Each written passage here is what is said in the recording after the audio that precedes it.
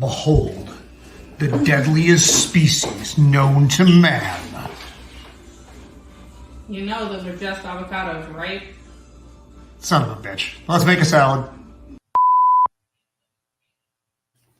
Greetings and welcome once again to Roman of the Empire. I am your host, Roman. This week we are talking how to destroy a franchise, Alien 3 and beyond. Okay. Yeah, and 4 movies or less. Oh, wow. How to really cock it up in 4 movies. Now, that's not including the Alien versus Predator. Those are just a whole nother side thing, which aren't even really worth talking about. And in fact, oddly enough, I actually like those better than the 4 movies we're going to discuss, which is weird. I know. They're also terrible, don't get me wrong, but I find them less terrible, somehow more palatable. Let's go around the horn here and talk to the peoples. So with me, as always, my co-host, my wingman, it is Shieldwall of Dragons. How are you tonight, sir? Hey, how's it going, everybody? Pretty good. Yeah, we're going to be discussing these 4 movies and maybe beyond, who knows. But it's great to be here. Got Xenomat, deadliest of the species. Got to watch out for him. So I can actually pronounce it. I'm pretty excited. Yeah, he's all right. Yeah, but it's good to be here, and so look forward to it. Right on. Back with us once again, it is Jacob Ironside, celebrating 1 year on YouTube now as well. So congratulations, Jacob, and thank you for being here tonight. Hey, thank you for having me on again. Hopefully I won't get kicked off in the middle of. That's true. You went all rogue on us last time, and you pulled a Blair de Blair and disappeared. Yeah, that was fun. It was not fun. Everybody's like, what happened to Jacob? And then Jacob was just gone. So he is the scourge of Gotham. He is a nemesis of the Dark Knight, and he's a lovely human being. He is Joker Voice. Welcome back to the show, my friend. Very misunderstood I am, and I'm glad you clarified the alien species, because if the topic was how to destroy a franchise, just ask Lucasfilm or Marvel. Yeah, well, they actually took their time with it, though. Did they though? You know, we can bring all of these things up. This is all fair game during our discussion here tonight. So he is my neighbor to the north. He is the devil in the city of angels. He is StephenRansom. Welcome back, my friend. Hello. And this is going to be fun. I've already been announcing out wherever I've been streaming that come on down if you want to see a intellectual bloodbath, a gladiatorial wrestling match between one Roman and another.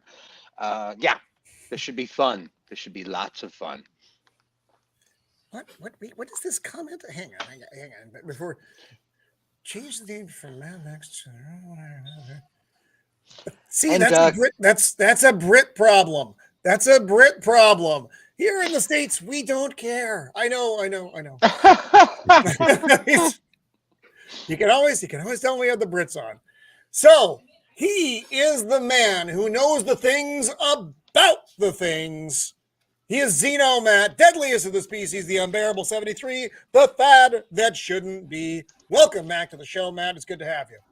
It's good to be here. I just set the record for how many times I can be called based in one chat, which I think 7 times in Bob's channel earlier today.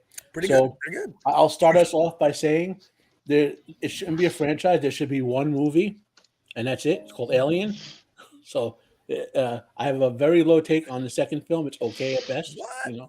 There we go. Say what? Oh my God! Wow, yeah. Roman, you're not allowed. You're not allowed to gasp at such statements. And if you think a franchise is bad, you have never seen a Highlander sequel. Oh, I've seen. No, that's like a whole nother topic. Those movies are left for a future. In fact, all I'm going to be movies that disappointed us. Aliens, Cubed, Alien Resurrection, Prometheus, even Alien vs. Predator, they're all better than Disney Star Wars, and they're all better than the last 4 MCU movies. All of them. There we go. Ooh, I mean, these are all bad in their own way. There's a lot of bad out there. I just threw a couple 100-mile-an-hour fastballs across the plate. That's a lot. It's a lot. It's a lot. I don't know if I can absorb that much. That's a lot.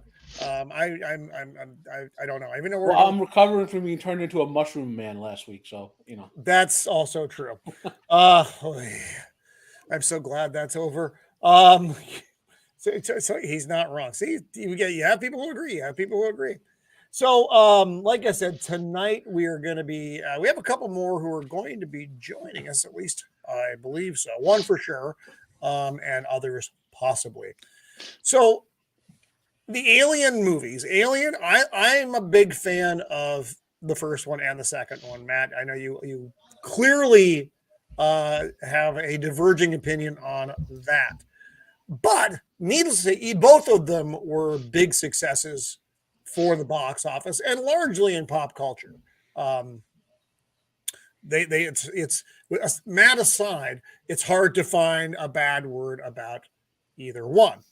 Now, then there was Alien 3. And that all changed. That all changed rather abruptly when this happened. This was unexpected. You didn't know you were going to just get a movie franchise that you love just thrown right into the shitter. And this wasn't the original script, and I think most people know that by this point. Mm-hmm. It was a big left turn from what they were going to do, with Hicks and Newt and that storyline. And you got the weird prison planet. The script for that sounded awesome. It did. And this is actually one of my David Fincher is a director who I like an awful lot.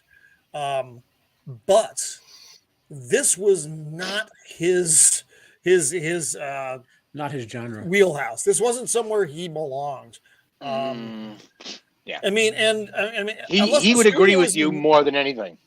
Yeah. So I don't know how they sold him on this film, and then boy, the cast is fine. You have Charles Dutton, Sigourney Weaver, of course. Paul McGann is in it, of Doctor Who fame. And then it's a lot of other generally British actors whom you don't know. Lance Henriksen makes a brief appearance in it as well. It looks like it's a larger cast than the last two films, maybe combined. Yeah, there's a lot of folks in this, and not many of them get a ton of screen time. You don't really get to know a lot of these characters. It's just not the way the movie is structured. Right. Like I said, I myself I was not a fan of this movie, and the basic premise here is, the Sulaco's on the way back from LV 426, and we'll go through some screenshots, and we're not going to deep dive this one though. I'm going to go through slides, and we can talk about this movie. And if there's stuff that worked for you here, cool. But I expect it's going to be. What did y'all think of the? This is still a masterwork compared to Aliens 4. Oh yeah. Oh yes. Funny. I was talking to Shieldwall before the show about that, and my original take was that I hated Aliens 3 more than I hated Aliens 4. And then I watched Aliens 4 again, and immediately had to rethink my take on the movies. So, like I said, there are a lot of things. Is there anything, before we really go into this, is there anything anybody liked about this movie? No. Yes, I was going to soft pedal my reaction to all of the hate, but now that all the hate has been laid out before me, I'm not going to let you boys off easy, okay? No, Alien 3 and Alien 4 are legitimate sequels. Considering some of the nonsense we get nowadays, these were both legitimate efforts to try and continue the story, and the climax of Alien 3 quite literally is well led into Alien 4. The idea that this was the next step in Ripley's evolution as a character in this series. She winds up a prisoner in the alien universe on a religious planet, being faced off by government agents that want everybody executed just to get this xenomorph into their possession. It's actually, barring execution, a solid entry in the franchise, considering some of the nonsense we have to sit through, and they're not even complaining about it. Yeah. Well, I have to disagree with every word you just said. I know. That's why I'm not going to let you guys off easy. I was going to let you guys off easy. But, single word. Please go, gentlemen. I saw this film as, okay, we're going to do a prison break in space. How can we ramp it up? Xenomorph. And that's it. That's all it was. I think the biggest challenge for this movie is it was following up the last one, yes, which was a science fiction masterpiece, Terror. in my opinion. Right. Yeah, you know what I mean. It's like one of the cornerstones of sci-fi for modern viewers. Right. Well, the first movie and the second movie, yeah, exactly, and then you have to try to follow up with this. And now here's a question for everybody. Did you all, most of us here are older, so did you watch these in order? Or if you're younger, did you like maybe see Aliens, then Alien, then you saw Resurrection, and then you went and saw this one? So it's not quite. So I'm in order. Because if you see them in order, I think it might hit you different as if you saw them out of order. Right. I saw them all in the theater in order. Yeah, that was true for me until Alien Covenant. I didn't see. Yeah, I didn't see Prometheus. Did I see Prometheus in the theater? I 100% don't remember. That's how much of an impact it made. Yeah, I'm still waiting for my check from 20th Century for my ticket return. When I saw this movie, like I heard it was coming out, I was going to go see it in the theater. I was like, yes, we're going to get to see, Ripley and Reese and Newt. They're going to do some cool stuff, and there's going to be like more Marines and guys in power armor and all kinds of stuff. And then I was like, what the heck is this? Yeah, and then I'm like, right. And so it was just, that right there started out, and then it just kind of got into like a weird place. It's almost like, like I said, we know this wasn't the original script, but I think you kind of hit on a point there, and I don't know. I'm sure Matt probably does though. If this was a repurposed script, retooled for Alien. Except they don't seem to fit together very well. So what I dimly recall from back in the day, right? There was no internet back then, so it was whatever you read in Starlog or a trade paper or whatever. This was actually loosely based on what would have been the original Aliens 4. That, in other words, like Aliens, the real Aliens 3 or Aliens, I call Aliens Cube sometimes because that's what my whole crew called it back in the day. Well, it's just a cube sign,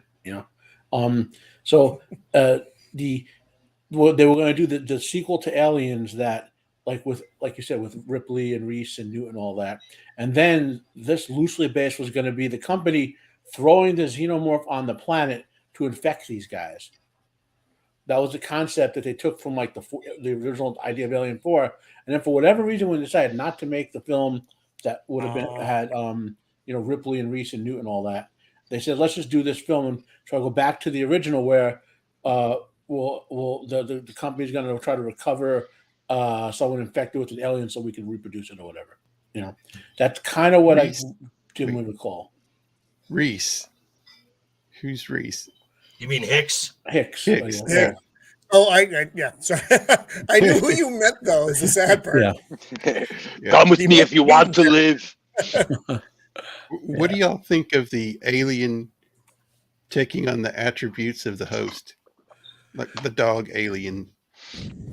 I like it. I like it. Me as a sci-fi buff, I prefer sci-fi, even if it's a little clunky. In much the same way that a lot of people that are into Dungeons and Dragons and stuff will love a good dragon, even if it spoils the entire plot line of the movie or the franchise. So, yeah, I did like that. I liked it a lot because it explains things, or it gives you more headcanon to tinker around with when you're trying to explain the story to yourself. I mean, that's why I watch science fiction. I personally I don't mind the concept of it, but there were a couple things that didn't do well with it. I mean, the dog is a dog; it's fine, but the effect was not well done in this film. Just like Yeah, most of the again, film. in much the same way that 2011 Thing, they started off with prosthetic work. They were going to do a lot of this stuff practically, and 20th Century Fox was like, but we just developed this whole new CGI division at 20th Century Fox, and you're not going to use it? You know, and that was basically the deal, and they just took it out of their hands. Right. Yeah. You know, a lot of places do that. We have this new shiny toy. We spent all this money on. We got to use it, even if it's not the right tool for the job. Right. And Yeah. David Fincher basically back- threw up his hands at the beginning of the story. Yeah, Go back there to the morgue. I thought that was really rough. I mean, they showed dead Newt. This pissed me off outright. I was actually really upset. This is, to me, I think, the linchpin in the hate of Alien 3. Because legitimately, on the surface of it, killing those two characters off immediately and off camera like that, how dare you? I mean, you're not even going to give Newt a gasping breath for drama's sake. You know, it's not nothing. No. I hate. As soon as that happened, I knew immediately this was doomed. Certainly for me as a viewer, it wasn't gonna be any good. Is that even the actress, or is that like a prosthetic? No, that's just the only one that you got, you know, at all was the Bishop. Droid. Yeah. Right. That's what I mean. Is so they use like a mannequin or something, right, to represent her. Yeah, and the actor sued the guy who plays Hicks. Sued 20th Michael Century Biehn? Fox, for Michael showing his face on the data display and not paying him a residual as an appearance. Right. Yeah. Oh, I didn't know. That's interesting. I'm not surprised. That's how off schedule he was. He wasn't even informed that they were going to kill him off screen. And talking about the animals taking or the aliens taking on aspects of their host. In some of the books that I read that go with, you know, the world, they infect stuff like cows and all kinds of animals. Yeah. So I wonder what you know what I mean? Like, what's a koala alien look like? Slow. They're cute, except they got, you know, the little thing inside there. Or like a kangaroo, like a jacked kangaroo alien, or like a horse, or does it have 4 legs? I'll give you one. How about a killer whale alien? I don't think they could do that because I don't think they were exploring it in the development of the original designs for the Alien franchise. There's a rough bones screenplay where it was supposed to be an Armageddon Garden of Eden with aliens, where all of the animals came into recreation because of the aliens. Kind of the tone that they set up at the end of Alien 4, where Ripley's on Earth and now it's nothing but her and a robot and an apocalyptic planet. There was this plan, and 20th Century basically just canned the entire things off from the get-go, that this wild habitat of natural animals would all be infected by aliens. So as they're trying to escape the space station, they're coming across one variant of alien after another, like a xenomorph bear, a xenomorph deer, a xenomorph ant, it just the full gamut. So, but 20th Century just shit canned it. That sounds like a big toy to manufacturing pitch. Well, they actually, if you remember back in the day, they put out a large series of different alien toys. Yeah, they had a rhino alien. I don't know if they did a gorilla alien, but they had like a series of different types of aliens. Different, I've seen artwork of a T-Rex alien.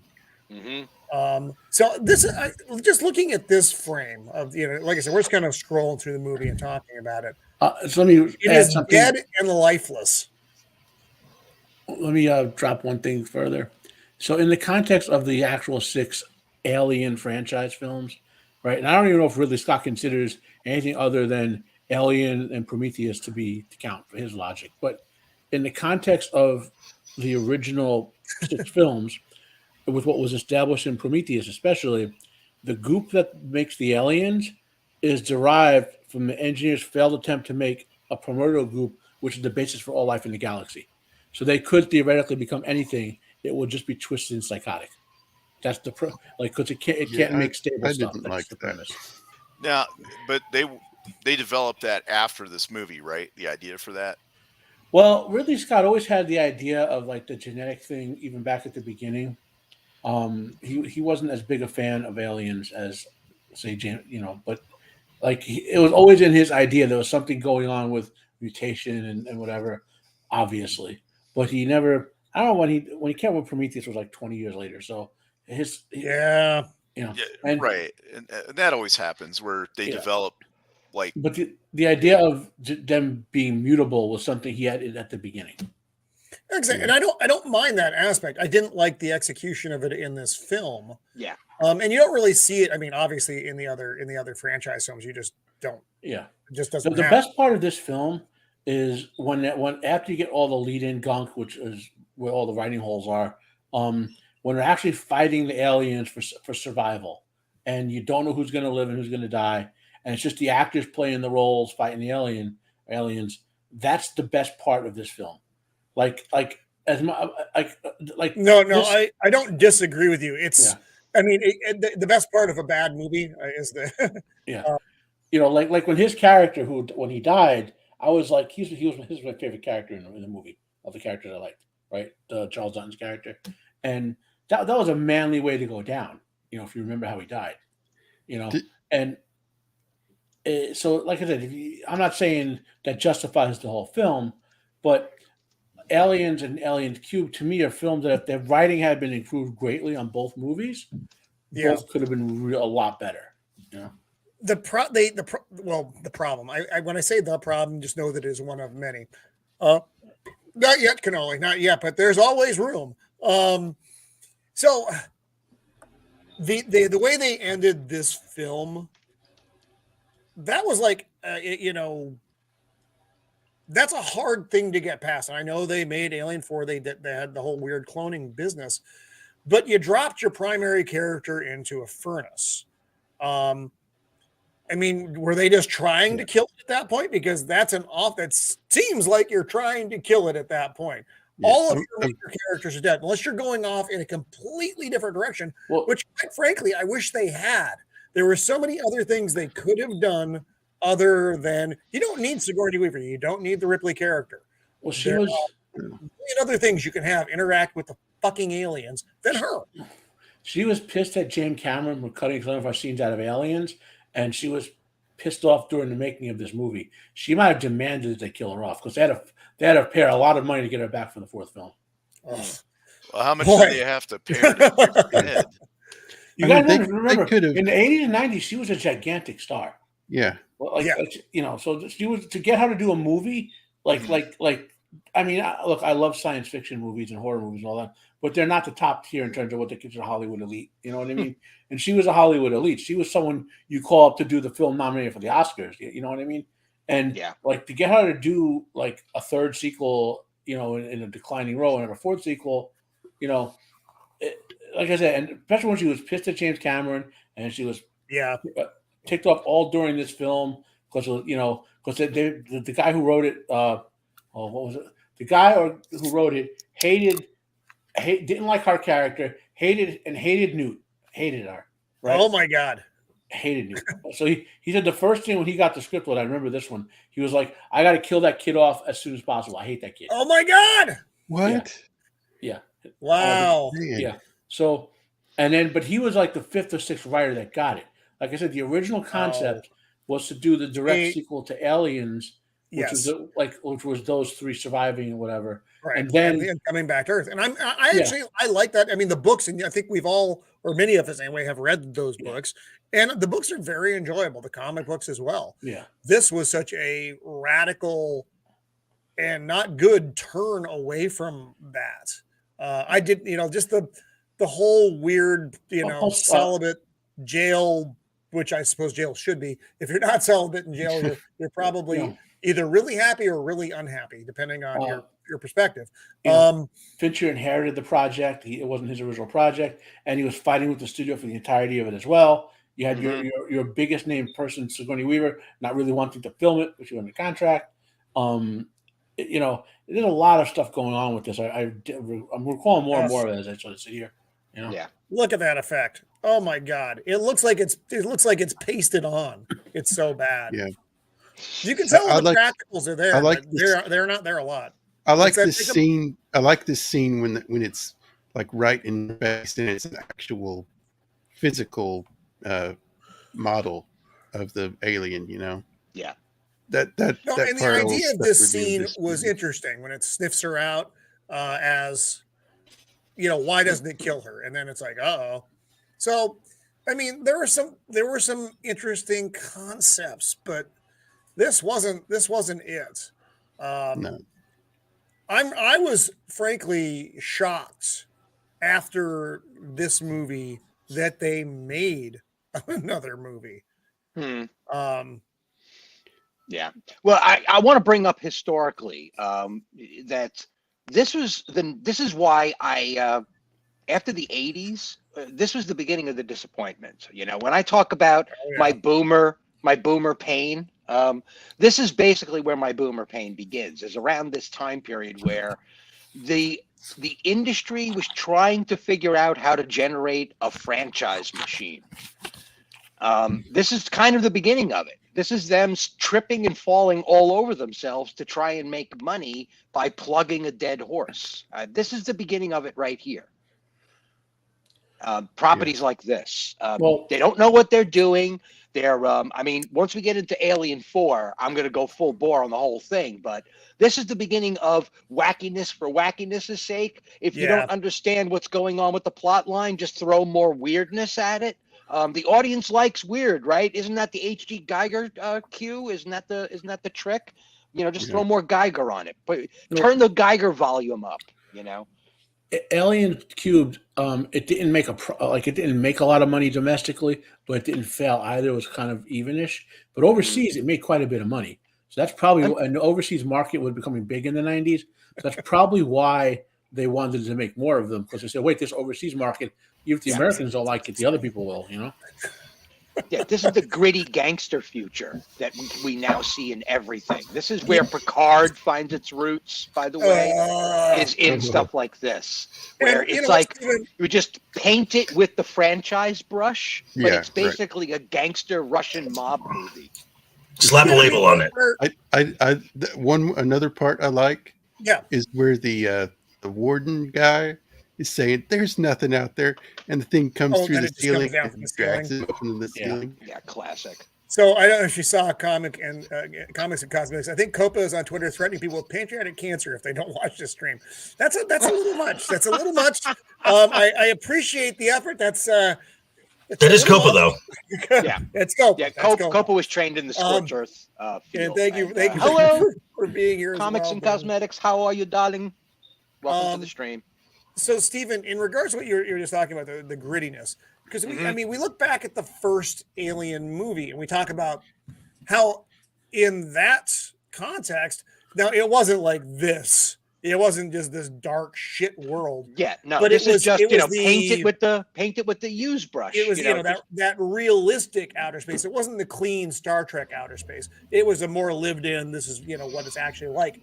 This, on the other hand, is a pretty far down dive from that world that we were introduced to with Ridley Scott. Yeah. After a film like this and a foreign market success, I could see them easily greenlighting a project like Underworld.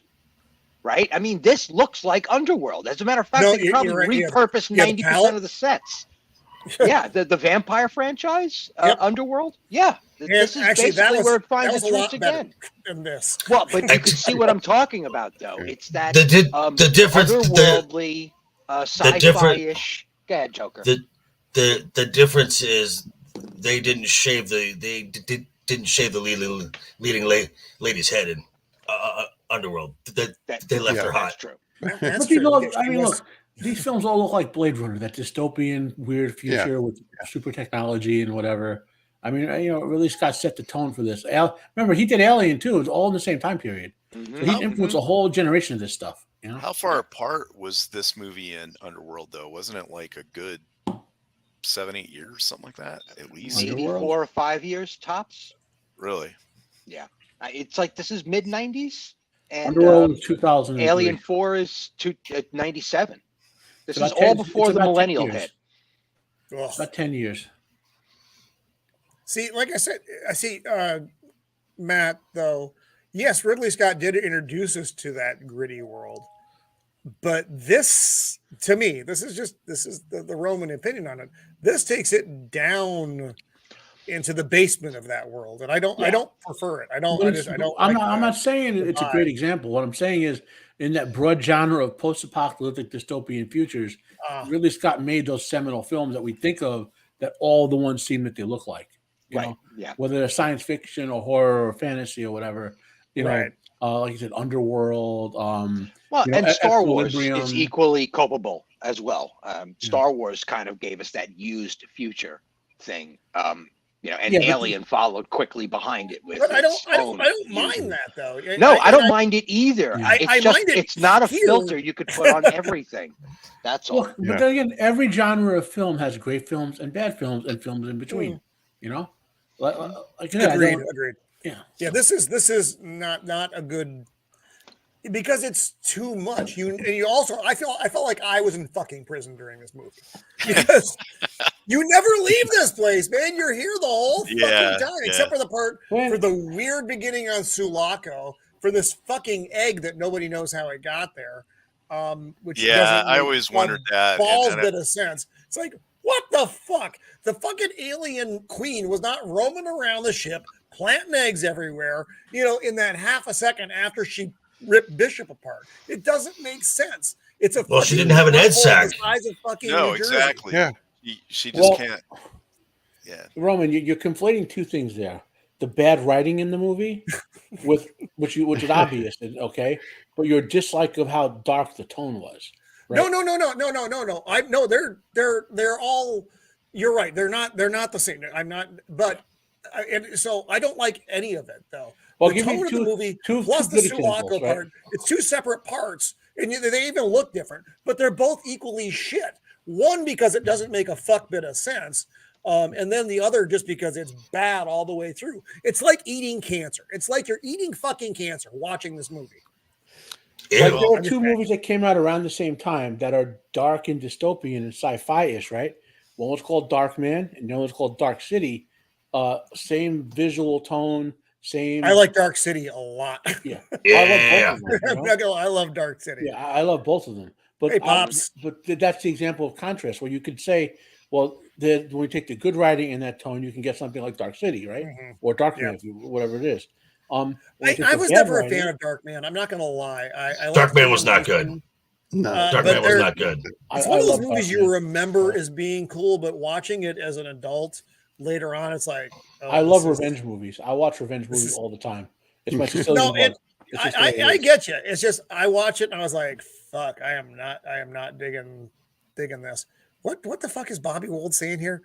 Why did they stop making the Bilbo Baggins androids and start making the bishops? Oh, I think it was just yes, it was a model change, but aesthetically, after the Ash incident, no one wanted to deal with that bullshit with the magazine. No one wanted that, man. It was freaky for people. Yeah, but it was 60 years, like 60 years in between, right? Yeah, because she was in. So it makes sense. 57 years. 57 years. Yeah. 57 years. I'm right. Between Alien and Aliens, or between. Yeah, between Alien and Aliens, it was like 57 years. Between 55 and 60 years. Right. Yeah, because we're not sure how long she worked at the dockyard. Something I didn't get is the bishop in this like another model of that?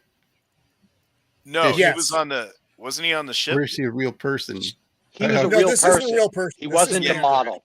The real person is long dead. He's Wayland, the founder of the corporation. Yeah, that's Wayland. Right. Who you sort So of meet in small Aliens version of versus that. Predator. Wait a Right. second. Hold on a second. But Let's not add he's bleeding retro. red This is blood, a though. real person that actually looks like the model of Bishop. No, This this is a is real an android. person. It's Are an you sure android. about that? Yes. Sure?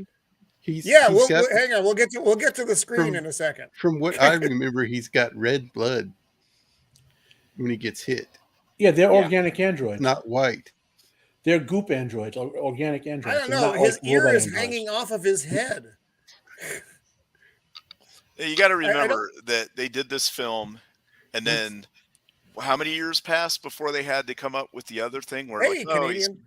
he's actually Years. hiding in the back of the ship over here.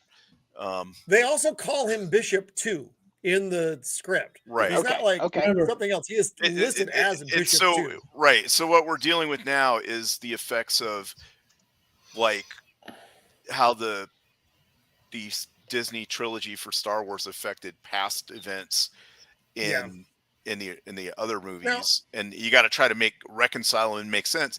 And sometimes they just won't because their writing is Wow. So anyway, Thank you, the IGP Mexican. but I am. when I watched this movie, I thought he was actually a person, not a android or synthetic. back in the Now, I day. do have a question for people who, because I don't know the answer to this. How long? I mean, we just may not know, and that's fine because it doesn't fucking matter because the movie's terrible. How long was it between the events of Aliens and Alien 3? Do we know how long that trip was? That would I have to look up because I didn't care enough about the See, movie. Never. no one cares enough. See, even Matt, who is the reservoir of all science fiction knowledge, doesn't have this because even his brain was like, you know what, I don't give a fuck enough to retain this and just gone because it's bad. I wish these movies didn't fucking exist. My soul would be a little bit brighter if these movies. Didn't Most of exist. what I remember from the lore of Aliens, aside from the first movie, is from the comic books. Okay, gotcha. Mid I just where was 80s, it? early 90s was the peak of Aliens comic books. Oh, 10 months one way. Okay. So that's actually okay. So Tom MC just threw a little deal in here. So 10 months one way. So somewhere within a year time period or a 20-month time period between when Sulaco left to go to LV 426 and it's on the way back. So 10 months there, fuck around on the planet. And then somewhere in between there. And see, that's the other thing is, okay, I get like Bishop got jacked up in Aliens and that's why he's not there. But wouldn't just the whole thing that the Sulaco has no crew on it except for them. It just No, it does. Yeah. It's fucking irritating from a military standpoint. It doesn't make a fuck bit there of should sense. be those the main crew should be the lower level synthetics, the ones that they've got like the white skin, they're plasticky looking and they're very basic, like they just do tasks. And then you have one that's like Bishop that's in charge of them. They don't need to eat or whatever, or they just drink the milk and stuff. Good point from Tom MC here. God knows where fucking this planet is, the prison planet. Oh, that's true. Yeah, it's got to be somewhere. Of course, we don't know how long her pod was drifting, but one would think that the pod has a limited that's running on some kind of battery life, unlike the ship, which has, I don't say limitless. Oh, power, yeah, it's got life. a lot more power. So that pod's got limited power. It can only go so far before the system shit the bed, and then everybody just becomes icicles floating in space, like legitimate icicles, not like the hypersleep icicles. So there she goes. By the way, fuck off, this burn, takes bitch, place- burn. Alien 3. Alien 3 takes place a few months after Aliens. So it's Okay, and that's very close together. It can only be so much time. It just, as far as it making sense, it doesn't have to make a lot of sense because most of the movie doesn't make sense. That fucking alien egg in the beginning of the movie irritates the shit out of me because it doesn't make sense. Why is it there? Why is it there? Why is it there? I don't know. Well, it's not why, it's how. How did it get there? Okay, I guess why is it there? Because the script demanded it be there. How did it get there? right. Nobody fucking knows. And It doesn't. yeah. What it's like, was Steven creeping around the fucking ship with the alien eggs? I don't think so. For He doesn't have me, that kind of fucking No, time. you know it was Matt. Oh, yeah, I impregnated her with my alien. Exactly. Oh, Damn it, Xeno man. I don't know how. The only way that for me that the alien egg got there is Bishop got one of the eggs and had it on the ship or something. Well, I don't know. that was the background plot. Was the corporation was using them in the second and third movie. Honestly, in the first movie, when you see all the retcon stuff, Oh yeah. you know, to try to get hold of these things. Again, we're talking the retcons, but basically because they wanted the control of the super technology from which was what the engineers used to make us all. They thought it would be and that's fine, but why is the egg stuck upside down on the ceiling? Like, why didn't it just be on the floor or in a box? Haven't I been mentioning vast plot holes in the second and third movie? I know. Yes. I'm not. It was a general question. I'm asking the universe. Yeah. I mean, it's like, I look at a lot of films over the years, or books, or anything, and I'm like, this could have been so much better. You get so disappointed when they take all the effort to spend money on a movie and make it, and then they put it out there, or a TV show, or anything, and it's just so disappointing because it could have just been so much better. And you could see where it could have been better. Like I did a video for Obi-Wan, right? Which I was going to turn into a series. I might still do it. I might do a follow-up with that with the aliens, one of these movies, where I say, hey, okay, let's take what they're giving us. We have to have Obi-Wan and Kid Leia. We have to have Kid Luke. We have to have Reva.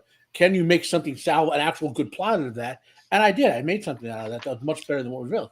Like, if I me, a middle-aged fat guy talking about movies with my friends, could come up with that, how comes professional scriptwriters and producers and whatever can't come up with something better than the garbage they keep putting on screen, not just recently, but for decades? Right. The message. You know what? Because they don't care. I mean, go back. They don't give a fuck. To show I'm being fair, okay? Well, To show I'm being fair, you all know how much I love Godzilla, right? If I haven't, I have like 9 Godzillas surrounding me, and I want more of them. Okay, how the hell can you write? Even as much as I love Godzilla versus Megalon from a nostalgia point of view, how can you write that movie and and submit that to the Godzilla producers and then say, "Oh, this is a great idea, Godzilla versus a giant bug with space jujitsu and flying"? How did you even pass your head to make that movie and destroy the franchise so much so that no one took good movies after that seriously? Because that was the movie that killed the franchise, not the 2 that came later, which were much better, which is Terra Mechagodzilla and Godzilla vs. Mechagodzilla, which were very good movies. So that's even before I was born that this was happening with these movies, right? I'm sure you could go back further with, bad World War II movies and whatever. Stephen, you probably have a couple in your mind. You know what with these nostalgia films, and it just keeps. Now we're in an era. What is it? 2023. Oh, was it 1923 because of the TV show, right? So and now that they don't have millions worth of stuff, I just looked this up. They make 400 and something movies a year, right? And they're spending an average of like 10 or 20 million minimum on these movies. They're throwing billions at these movies and still making atrociously bad films with throwing $1 billion at it. And no one could say, look at this and say, I just read a fan fiction that was 10 times better than this. Please resubmit. Well, a lot of the scripts seem like fan fiction. Like they're hiring literal bad fan fiction writers they're like scouring the internet and they're like, bad fan fiction, bad People fan that don't care for the original movies either. You got people that don't care about them. They just the guy who write wrote whatever comes out of their backside. Yeah. So, Joker. A lot of this is these major studios are hiring writers that are taking them out of their lane. Take Marvel for example. They are hiring a ton of Rick and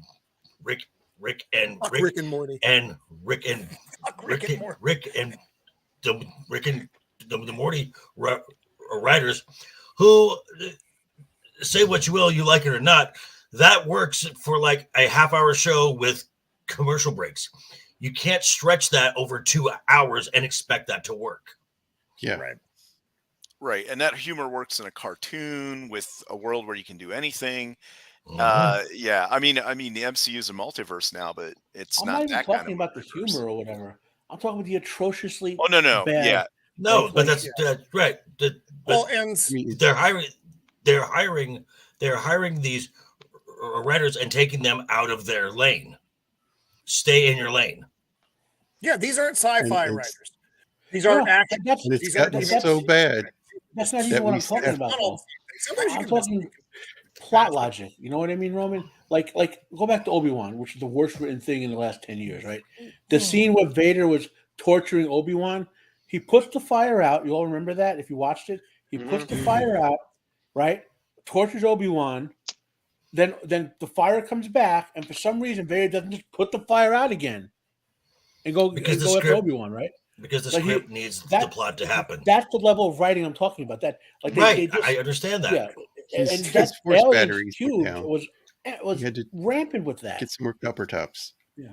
The other thing is sometimes I think writers will write a script like Obi-Wan and Leia encounter a laser gate, and in their head they got like this big laser gate and it's got Yeah. towers, and then the people are like, well, the budget and this, so we're going to make this thing they can literally walk around and it'll block them. But And they then- but they can't walk around it because there's a screen there.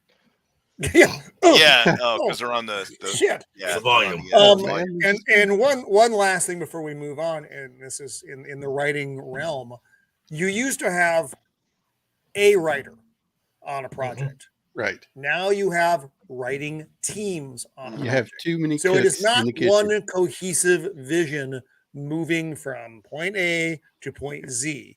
It Too many is cooks in the kitchen. 5 to 10 fucking randos, everybody who needs to get their fucking opinion and ideology and jerk off whatever in the fucking script does, and it shows. Joker. And we talked about this. And we talked about this on Pops' stream earlier. This new trend in filmmaking called when they scrapbook, where they will film like 5 or 7 different takes of the same scene, and then they just clump them. And Tell me this. Instead of a head writer who is like, this is the storyline, these are the plot points, keep it going this way, follow this map, and instead of, oh, do we like this, we like this, we like this, we like this, these all kind of fit. Well, even Yeah, also these young idiot writers who have no real credit to them think they're better than established, proven writers. Like the Rings of Prime, Tolkien has sold. Oh my lord! Lord of the Rings is, I mean, by how you count it, is the best-selling book short of the Bible and the Quran of all time. Right, 500 million plus copies. So Tolkien's a proven, accomplished writer. Let's just say he also only author with 200 million plus books on the whole list. Right, so the Rings of Prime writers think they're smarter than him and change events. And the same thing for Wheel of Prime. Jordan sold a 20-book series in the millions and millions of copies, and those morons think they write better than him. You know, like so that's the level of writing talent that they're putting into all these projects. And they take you guys, we want your writing skills, which really means your stealing skills, and make it all woke. And that's the plan. That just seems to be the plan. Well, there was also that, and as much as folks and folks, rightfully so, the Captain Marvel film. It's a objectively bad film. No, Now- I'm sorry. That's your up a little now- bit when you said that. Right. Well, I watched it with the director's commentary on it, and they also wrote the film. You can tell that they were in over their heads. They were not ready for something of that scale, and this is also a fault of the studio. Yeah. I mean, you want to give people a shot, newcomers, new blood, cool.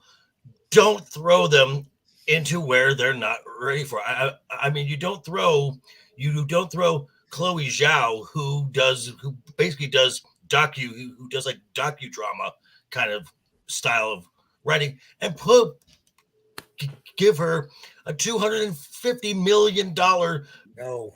big Action special, movie? yes, special effects, action.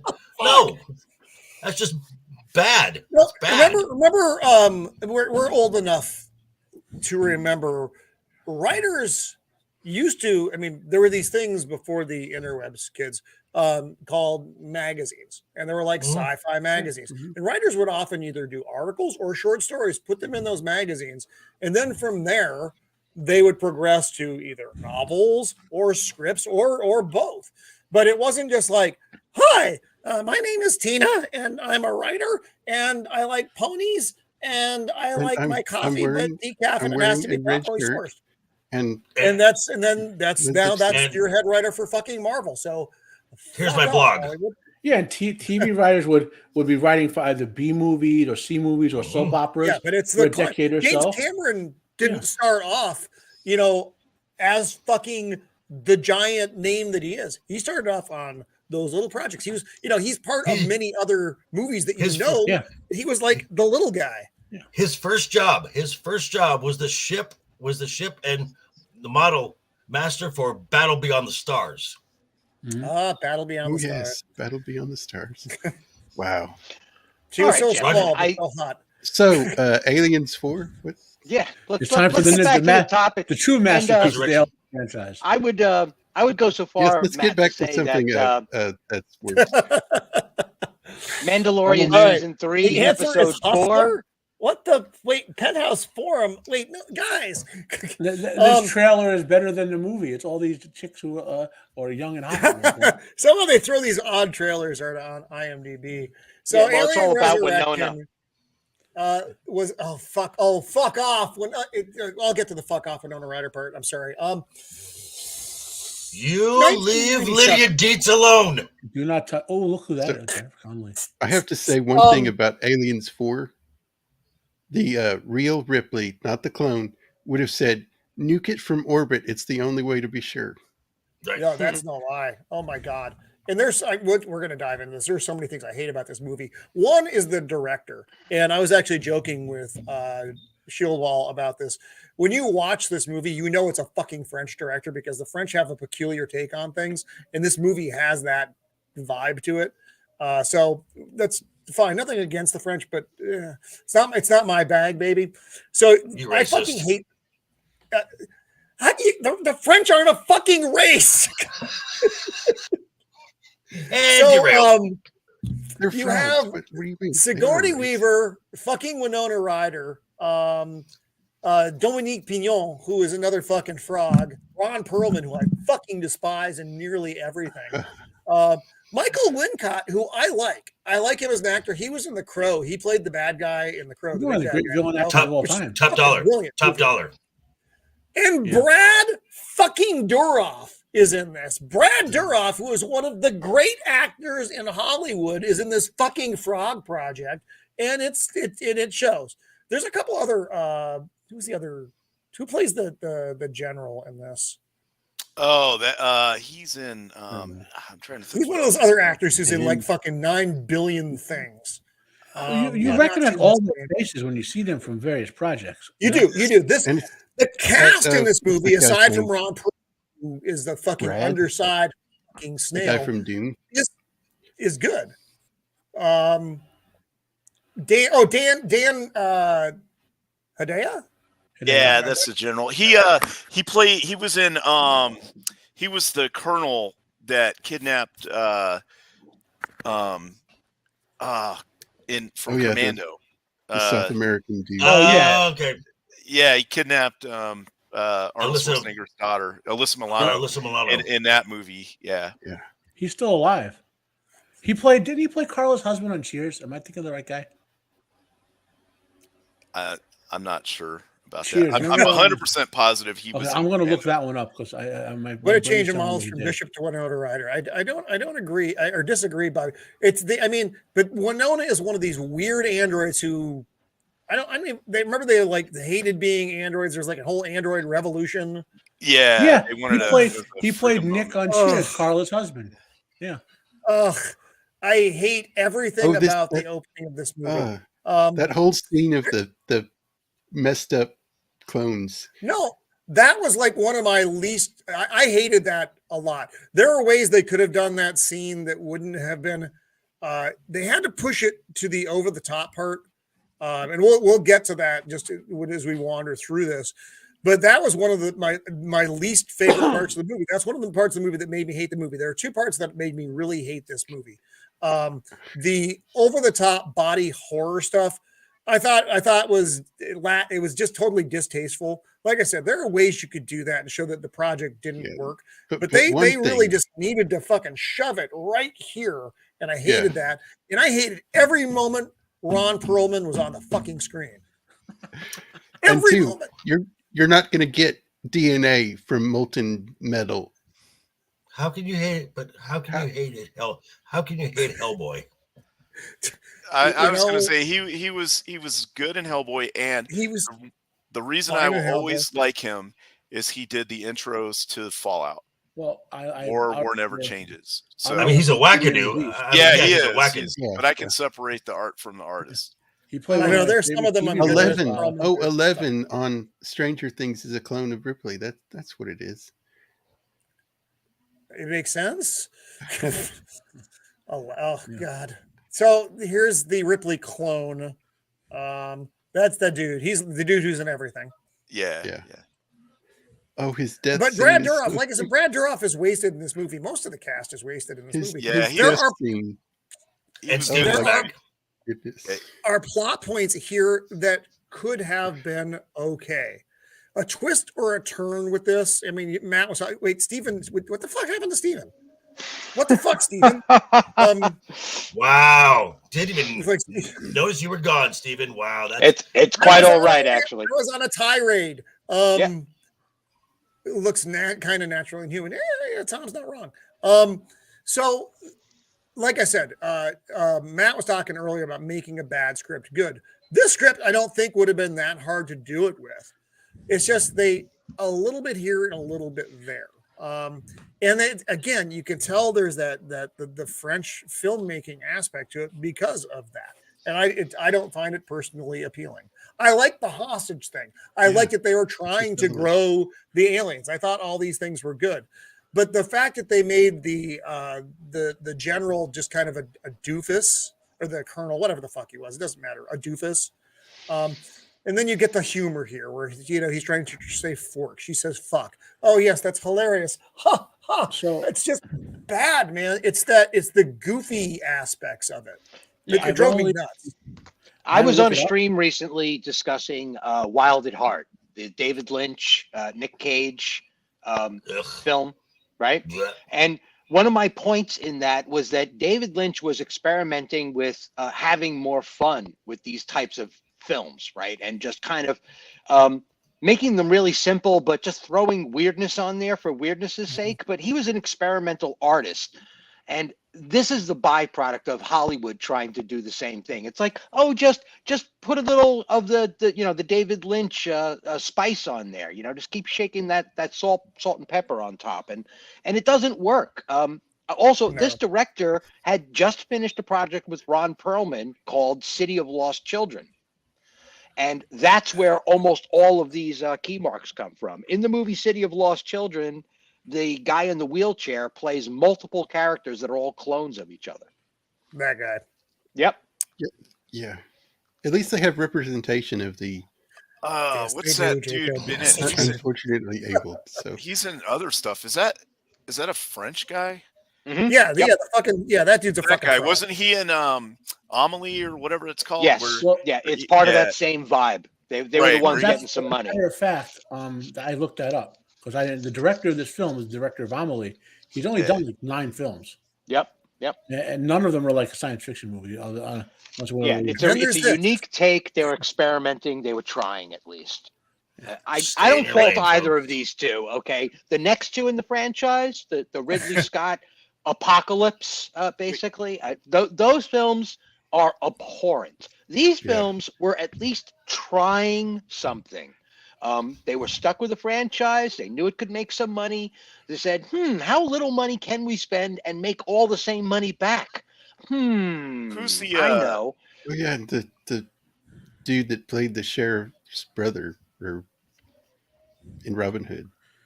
Yeah, I rate this movie Right. as like a 2 out of 10. Who's the woman on the crew? On the the other lady, I don't remember her name. Here's a clear. I want to play a fun game. So name me some characters from Alien and Aliens without looking anything up. The first two movies. Ash, Vasquez. Dick. Hey, I remember Sand People, That's and me. I remember Mandalorian, and I remember Ash. Goku. I don't think that Ripley. that changes anything, by the way. I don't remember anybody from Alien 4, Alice. but they're a hell of a lot better No, than but Ben you- Kenobi. No, I'm looking at it in the context of this franchise. Oh, are we now?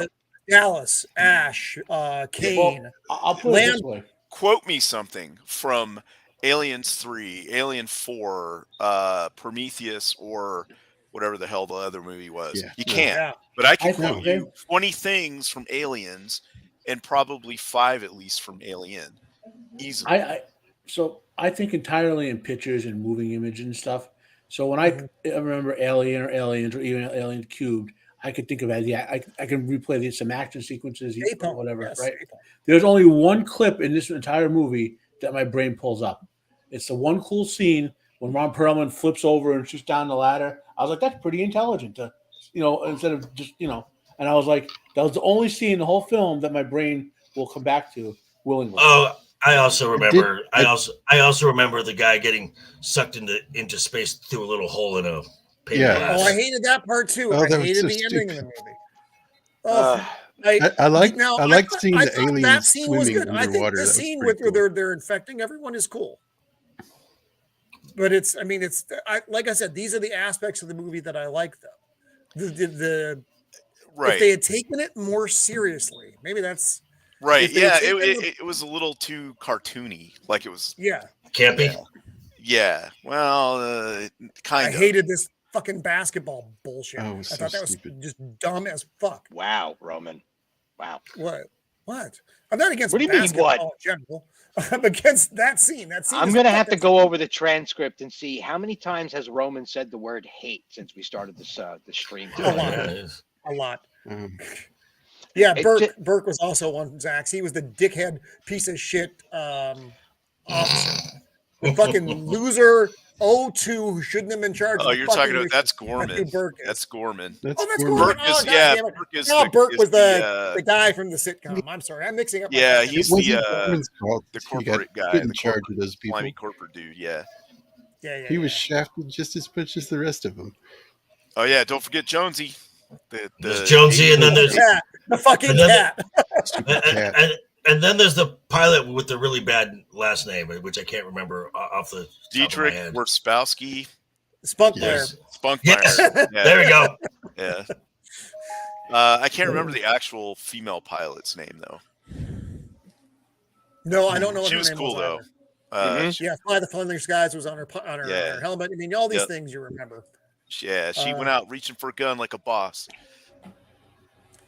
Yeah, these movies, like I said, the I don't know doctor guy. a name of I mean, a person. he has- I know. He has a fetish for the aliens first.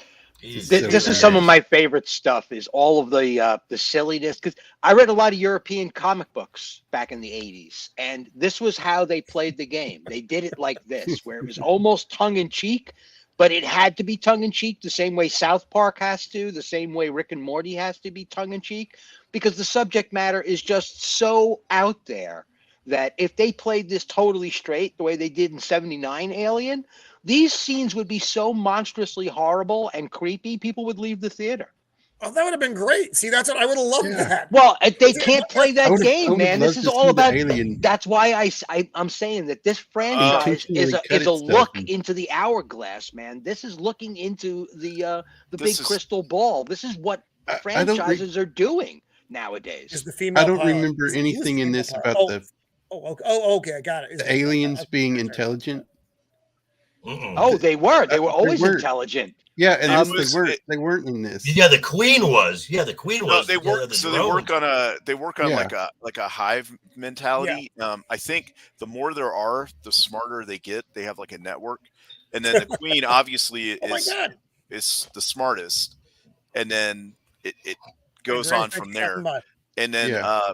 this scene right here, though, they've escaped, right? Is that? Well, this is where he's training. This is where they're training. Right. I think it's like a blast of cold or some fucking thing. Right. Or like a hail. Yeah. Or like See, I like Halon or this. I something. like that part where. Me too. Now, like I said, there are parts that work, and it would have worked better if Brad Dourif wasn't making fucking goofy faces. Well, I like how they got out. I like how they got out. Me too. All start looking around. They look at that one, and they're like, sorry, dog. I guess you got to go. They just crap out of they're hive creatures. An individual life other than the queen doesn't mean anything. Right, exactly.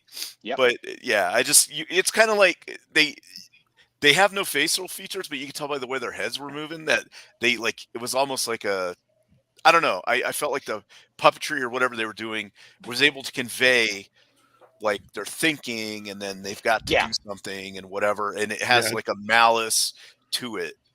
Yep. I like that they use their split that brother open so it melts before. Yep. Yeah. And they're like, whoa, wait, whoa, like what are we, It shows that they know their blood is, eats through stuff, so they used it. I thought that was cool. See, that puts an awful lot of intelligence in this creature, though.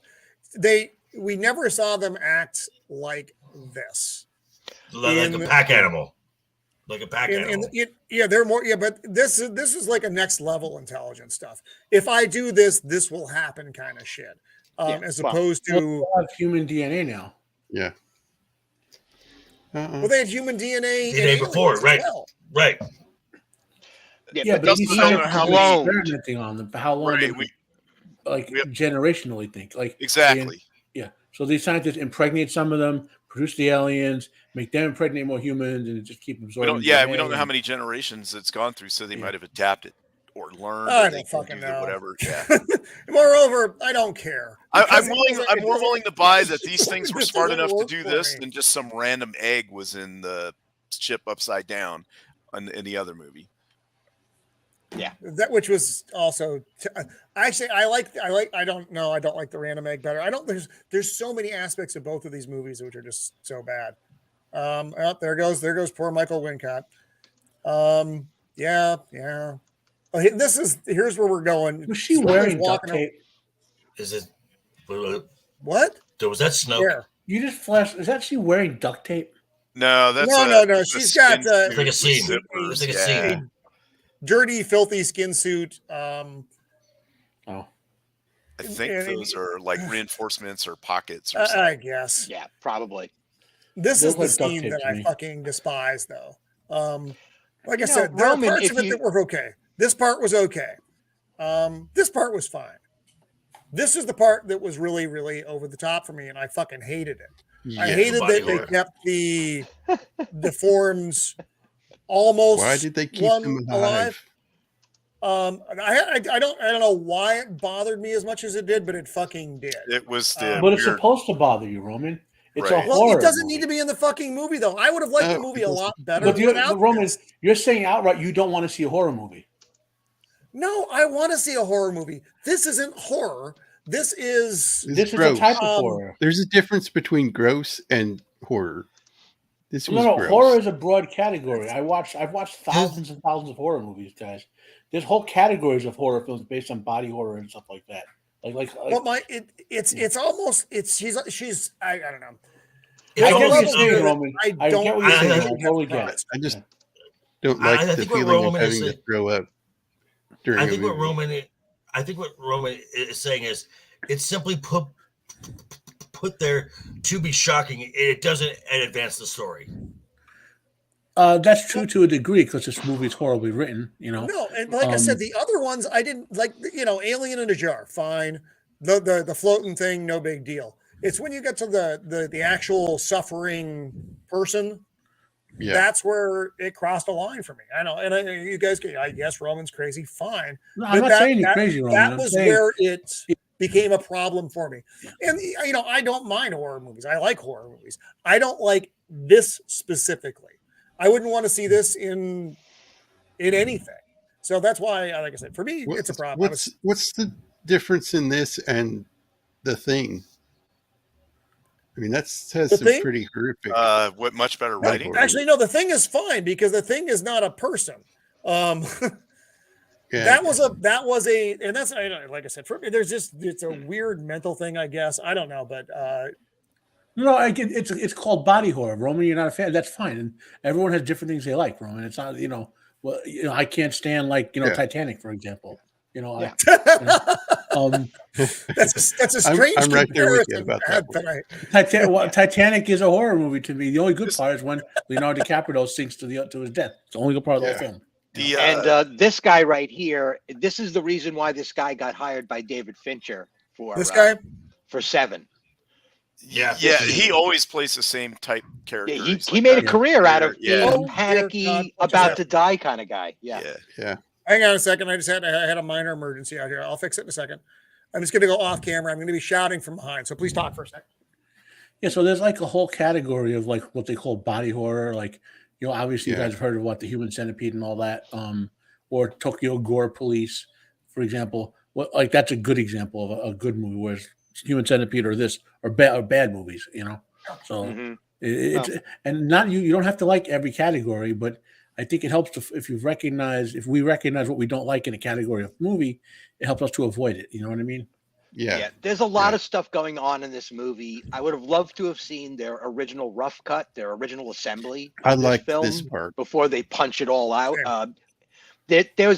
There's a lot of stuff they were going to do, a lot of stuff they were attempting to do, and I think this story just got out of everybody's hands because they're trying the French thing, they're trying the body horror thing, they're trying old school, they're trying new school. It's like, guys, just one plan, man. Just come up with one plan. They did not have that one plan. I thought this was cool. This part. This is my favorite part of this whole movie. It was really cool. It was This scary. This is a breakthrough piece of cinematography, by the way, too. All of that action is being filmed underwater, and it took them hours and hours and hours to film this. These guys were all underwater trained for this sequence.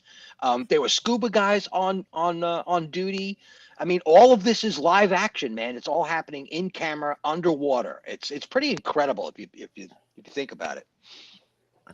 Yeah, I like how the one they shoot that grenade at it and it dodges it and it hits the other one. Mm-hmm. And these are some early CGI aliens too, by the way. Fairly well executed. This looks pretty good. Way better than Alien 3. And I get that that's CGI, but that looks good. Yeah. That looks better than most of the CGI you're seeing these today. Yeah. Well, they had the advantage that CGI always looks like it's wet. So filming a CGI element that's supposed to be in the water just makes sense. Yeah. So of course it's going to look better because water has that lensing effect. Yeah. That's most of the CGI issues we have today are because of lighting issues. So filming it underwater makes it look cleaner. Yeah, the water and anything hides problems in CGI, and not even bad problems. Like go back to Godzilla 2014. Why was it raining all the time when the monsters were on scene? Because it makes it easier for them to animate. Because around the edges of the monsters, we have to blend into reality. Yeah, that's where it breaks down. But the water helps soften that effect. Yeah, and all of the CGI elements in Jurassic Park, same thing. Raining all the time. That Tyrannosaurus Rex scene only works because it's raining out. Yeah. Yeah. This is why the whole Winona Ryder droid thing I found. I don't say useless, but it was kind of useless. It's just another bad layer in a bad movie. They were trying to evolve the robot. She was the next obvious dimension of the robot arc. Was it starts off as bad robot Ash, then semi-good, pretty good robot Bishop, and then we get no robot whatsoever on the prison planet. I did not need this part either. Right? The whole creepy. The alien takes her and it's transporting her to the hive part. It's got a weird sexual aspect. Yeah, I blame that on the French director. Totally. Yeah. Fucking frogs, man. It's a weird aesthetic. And now they're approaching Earth, which is okay. I mean, visually, there's a lot of things that look good in this movie, but it's the problem is all the other aspects of the movie. Like, I didn't even like the look of Alien 3, though. That dark, dingy shit. The look of this movie I thought was fine. It was just, like I said, the problem is the fucking plot, a lot of the actors, and the fucking director. Right. Yeah, you notice this has got the Matrix green before even Dark City did it. So yeah, this is And this look is at that green. That alien doesn't look as good as the first movie Yeah, one coming The out. one coming out I of mean, his it chest, no, it's stupid. And it actually gets terrible. worse, which is the more fucked up part. When we move into the next couple of movies, this evolution gets worse. Yeah. Which is, and I'm getting out of myself. The fact is because it's a flesh hybrid, they got to make it like flesh colored, so it looks really weird. Oh, I hate everything from. I know I'm saying hate a lot because I mean it. It's not. I'm not just throwing it out there randomly. I immensely dislike this stuff. The weird egg, and then this freaky looking thing. And that, what? Why? What? It has boobs. Absolute. Yeah, fuck? it was that boobs. It has boobs. Yeah, and then it's got the. Well, yeah, so does fucking Bill Gates. It's the same body shape. But the big open cavity. And, this it was totally very takes away off-putting. what Ash says in the first one, that it's a perfect organism. Right. Well, not this time around. It's just, and then this whole, it's licking her like a dog. They're friends. They're not friends. It's on the ship. It's freaking out Winona. Ripley has the semi-acidic blood, but whatever. Again, that doesn't make any sense given this that she part has made me fucking laugh. flesh. And then part made me this. laugh when it got sucked out. I just thought this was terrible though. Like unless the skin and the inside like has no musculature, it's just a sack of liquid. That would be the only way that it would really. Yeah. I mean, it would probably hurt you, but it might even kill you. But it's not going to suck you all the way out of there. You know what I mean? No, because you've sealed the vacuum. Right. It was just, it made me laugh. I thought it was funny. Look how bad that looked. Oh, that's that bad. was It's like a big fucking fart in space. Like that's your explosion. Battlestar Galactica in the 70s had better CGI FX than that. Yeah. Original Star Battlestar Wars. Galactica had better everything than this movie. Yes, I would agree with that. Even that fucking robot dog, who I thought was annoying. Say nothing bad about the Daggett. Muffet, come on. Ugh.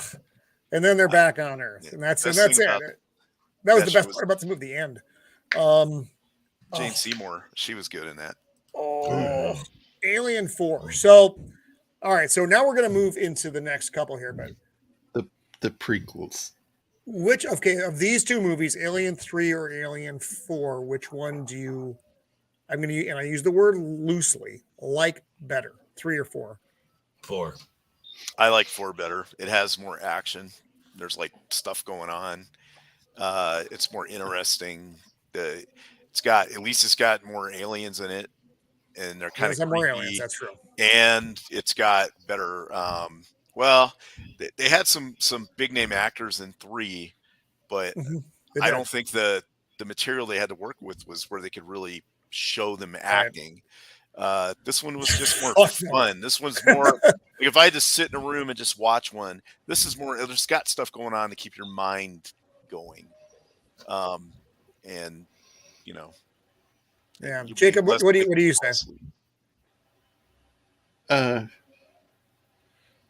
don't know. It's a hard choice. I know. Which one do you like better? I mean, do you like 3 or 4 better? 3. I like 3. Okay, bottom row. I don't have problems with either, but of the two, I'm probably going to have to go with 4 because I understand what they were trying to do there. 3 was just a damn mess from the get-go, and got it. Yeah, Joker, you already said 4. Yeah, and then Matt, which one for you? Prefer like in terms of any enjoyment at all, it's the third one. The fourth one, like I said, one scene I could ever want to watch again in 4. Yeah. I do have a question for Steven, though. What do I hate? What? Which is better, Aliens 4 or Event Horizon? I hate the dog too. I hate the kid too. Yes, no, I agree. I hate the kid too. Or Event Horizon. Event Horizon tops them all. I like Event. I like her. I actually like Event. As far as like Really movies does. I dislike, Event Horizon will remain king for a very long time. Steve and I got into it's it toppling. Event Horizon a while back. Yeah, that's no. Both of these movies are far superior to Event Horizon. Wow, I disagree. Both of them. I disagree with that totally. I know you do, Roman. That's why that's okay. That's why we do these things. The thing that ruins Event Horizon for me is the end. One more thing about Aliens 4. Fucking fuck! I forgot the fucking dog's name or the kid. I think the dog's name is Boxy, but I know it's not. No, the Muffet. But Muffet. Overall, I don't care Boxy because I don't like either of them. I like Dr. Theopolis better than I liked either of those. Well, he was on Buck Rogers. I know, and he was great, but Tweaky, I like that. But we're all missing the real reason you watched the Buck Rogers, Princess Ardala. Princess Ardala. It was Aaron Gray in the suit. She was the sad suit. Colonel Those are Deering. two hot chicks. Yep. Yes. Wilma Daring all the way, man. I dig Princess Ardala. Give me Princess R. Give me the princess any day and 3 times on Sunday. So I myself liked 3 better than 4 only because the parts I hate in 4, I hate a lot more so than anything that I. 3 is a general malaise. That made another part in 4 that made me laugh out loud was the general's death. The alien, does the thing into the back of his head. Yeah. And he reaches back there and what is this? Oh, yeah. Brains? What is that? That's French writing is what that is. Yeah. So, I only say 4 because the only thing I remember about 3 is Sigourney Weaver that was bald. That's the only thing I remember. That movie is completely. No, you're right. It doesn't have a lot of memorable parts, and I find that actually more appealing than the memorable parts in 4. Which is, that's a tough sell. It's a tough sell. Both of them are terrible, terrible movies. Now, moving forward to 2 other terrible movies. Yes. Yeah. And this is a big leap. And this is, and timeline wise, this is also a big leap. Yeah, it's into a totally different universe. So Ridley Scott got hosed with Prometheus. Some of the scenes, no, I actually don't. I don't agree with you, Melvin. Yes, they were bad. That Ripley scene really, really, really, really bothered me, though. And I know. And you can say I'm illogical, and that's fine. This is another thing. That's all right, Roman. The difference is more than any of that stuff. So I'll explain why. The difference in Event Horizon, it wasn't body horror; it was people committing crimes, like action movies. They were hurting each other. This was just someone being tortured, basically, on screen. And that's what body horror is, about people being tortured on screen. Right. So that's why I get why you don't like that scene and that type of thing, Roman. I get that, It just viscerally, it didn't work. Give me 1 second, guys. We'll start rolling into Prometheus here in a second. So while he's getting that, so I wanted this film to be great. I'm a big Ridley Scott fan. Ridley Scott is like one of the 10 great directors of all time to me. And when I read about what got made versus what he wanted to get made, they did the same thing to him on this movie that they did on Kingdom of Heaven, where they just kept overruling him and made him make a different film, essentially, than he wanted to make. And the only potential hope someday is that he filmed enough of it that he could do a director's cut like he did with Kingdom of Heaven. And because if you ever watch the director's cut of Kingdom of Heaven, it's an actually great movie, whereas the theatrical version is, toilet bowl material. Yeah. Same thing with Prometheus. It was such an interesting story that he wanted to tell in it, and turned into a sort of derivative, gore fest. I'm trying to, it just turned into trash. And there was some smart scenes. The writing itself in the film, it was the concept was what was trash. The actual writing and there were some nifty things, like when they were going through. Do you remember have everyone seen the movie? Am I just talking? Okay. So do you remember when they were first investigating the caverns? They didn't just run in like idiots. They had those probes going around to map the place and whatever. That was an intelligent thing to do in a movie like that, right? Yeah. And then everybody, it's like, I swear the Yeah. tagline for Prometheus should have been, in space, no one's able to think. There were a lot of, so what am I, remember this movie was set a good chunk of time before the first Alien movie. How many was it? So several decades. Can I give the story of what Prometheus was supposed to be versus what we got? The summary of the actual thing that Ridley Scott wanted to do. Do a quick summary. Okay. We know what we got. Yeah. So the film he wanted to make was roughly this concept. Many millions of years ago, there were only the engineers. There was virtually no life in the galaxy, right? The engineers were advancing technologically, biologically, and whatever, and they faced a point of societal collapse, and a savior came to them from somewhere else, right? If you look at the image of him actually survives in the movie, it looks like Jesus, but it's an alien, like the aliens, but it's posed like Jesus, okay? And that creature gave them, it was intelligent. It gave them, it said to spread life, it gave them moral purpose, but also gave them the remains of its body, which was this profound chemical that would give life everywhere. So the engineers devoted themselves to spreading life throughout existence and making and teaching people and whatever. So, and they became, fast forward several million years, they were effectively immortal till they died. They could extend their lives to only a certain point, and they started to die off, and they started to run out of the material that their savior was made from. Okay, so they said, we need to continue spreading life. So a faction of them made up the black goop, which was almost like the material, but it made the creatures that arose from it were psychotic killers like the aliens. In other words, if you use the black goop to make an ecosystem, it was an environment full of alien-like creatures that would just hostilely kill each other, right? So the last world they used the original goop on, which is like the one scene that survives in the movie, is Earth. They life here with the original goop with an engineer from one of the two factions that had arisen that wanted to keep to the original purpose of spreading life and being benevolent. They had broken into two factions as they were dying off, right? So and that's why one of the aliens, I don't know if you guys read the apocryphal Christian texts that were excluded from the Bible, but the engineers look like made depictions of angels in the apocryphal text, okay? And so the illusion was that the engineer came to Earth after humans developed to guide humans to be their heirs, so to speak, right? But another faction of engineers didn't want to do that. They didn't want to pass on and whatever. So they had a civil war over it, right? And the what was left for humanity was a warning about that, which they misinterpreted and went to the other planet where the surviving engineers there were the enemy faction. That was the whole premise of what he wanted to do, okay? And what we got from that was what actually became apparent that there was no reason for the engineer to do any of the bad things he did in the movie. They edited the whole plot out. They're just gone. It was just No, you can see the potential in this movie. Because and so there's a couple things before we even dive into it. I love the look of this movie. I thought it looked fucking fantastic. Yeah. One of my problems with that also is that the tech seems so far ahead of what you get in Alien.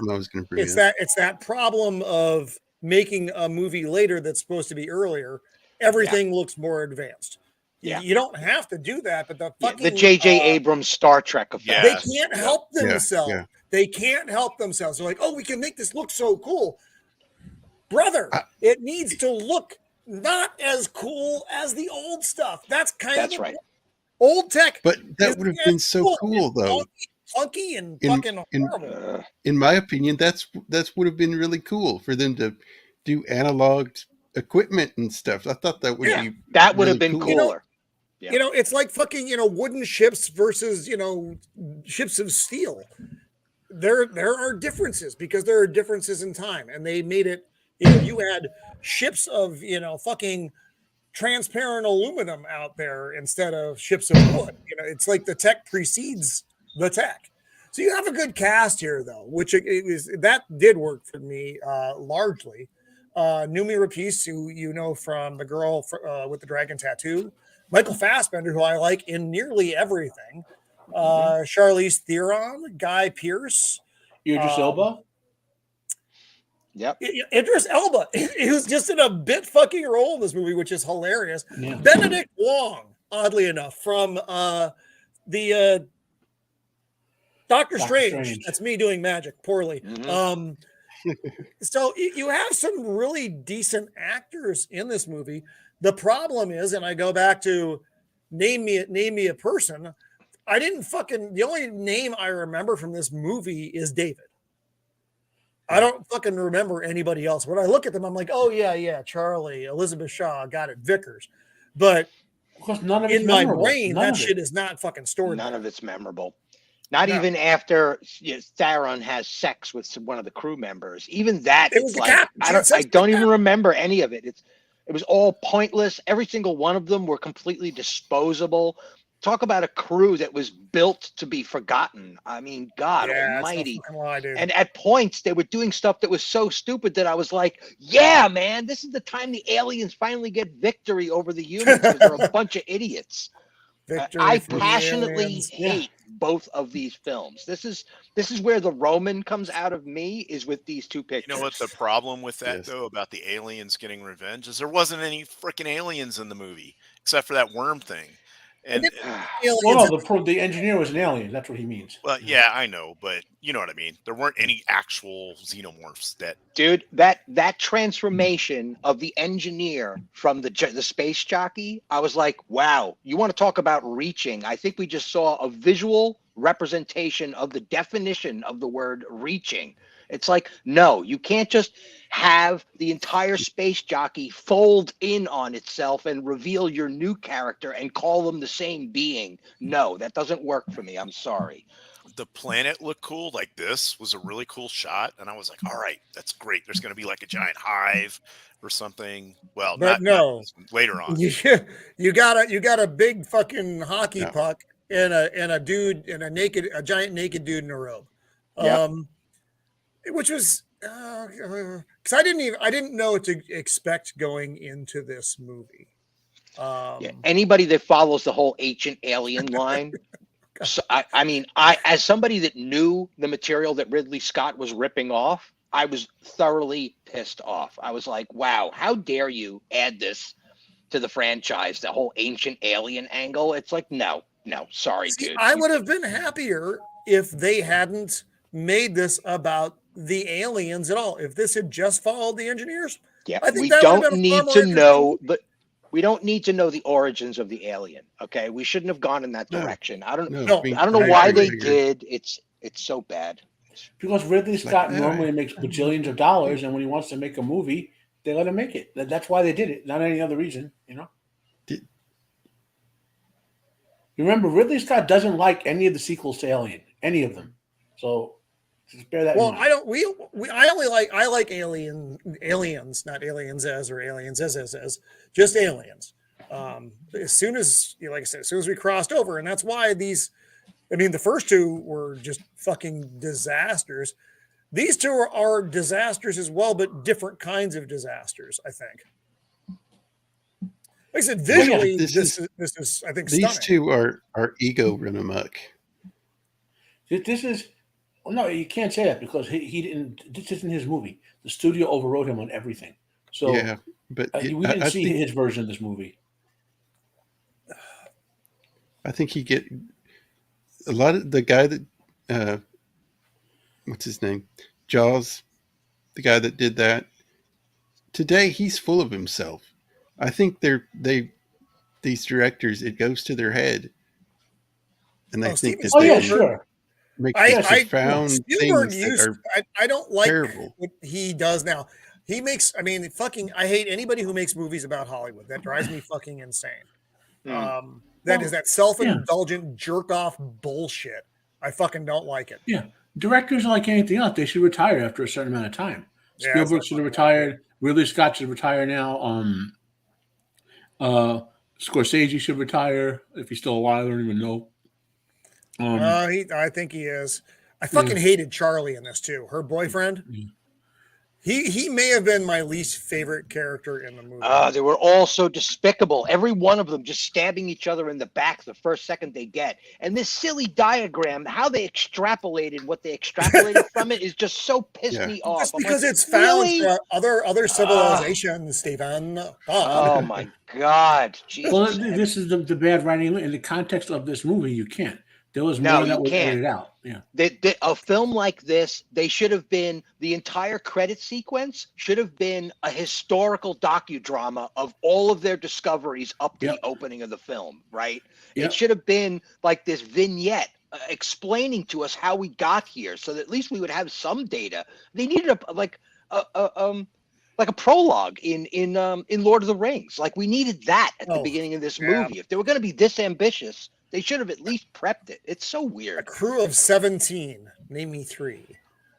Crew of 17 morons. That's weird. Oh, what did I David. do? I did something wrong there. Sorry about that. David, I know the hey, one. Roman, David. Could we just address one comment from Tom? Tom, I get what you're saying there. I agree Which one, to the a Blade point. Runner, yes? Blade Runner? The whole he's made a couple comments about that. So yeah, I get what you're saying, Tom, and to a point that I agree. But essentially, he was the director of the first film, and while the franchise had nothing to do with him, he had nothing to do with the franchise. So this isn't about who should control the franchise or whatever. This is about, it is a franchise, and if you're going to have multiple people put their hands into it, someone's got to have a control over the franchise to make it consistent. And it's not. It's just not consistent. And most of what's come out of Aliens, the Alien franchise, has been bad at best. I can't argue with anything you just said. But JP Mexican. No, my friend. Oh, it was not okay. So this is David just kind of wandering around the ship. He's just been filling his days, doing this, doing that. So obviously, they have some bio feature because they have to get some kind of sustenance. And he's watching Lawrence of Arabia, which is funny because then he models his hair after Lawrence. T.H. Lawrence. Yeah. T.H. How dare they? Hello, darling. Hello. My God, what the fuck? Michael Hi, guys. Hey, you're back. Hey there. You popped in just in time, dear. My sister. In, eh? And I promise CannoliSasquatch that all of our dick jokes will now come out from here on. All the good. Dick jokes Thank God. Good. I've had a shortage of dick jokes. Okay. Oh no, here we go. Is that it? Wait, I didn't think that's where that statement was going. Hi, Vex. How are you guys doing tonight? If I was any more amazing, I would be amazing. Well, we're talking about the Aliens 3 and Beyond, so we're not great. You're just in time, though, Vex, to defend these two monstrosities called prequels. He looks like Homelander in this picture. The only thing to defend in these two movies is Michael Fassbender. That's about it. Okay. I don't know about those eyebrows, though. I mean, those eyebrows are looking pretty transish.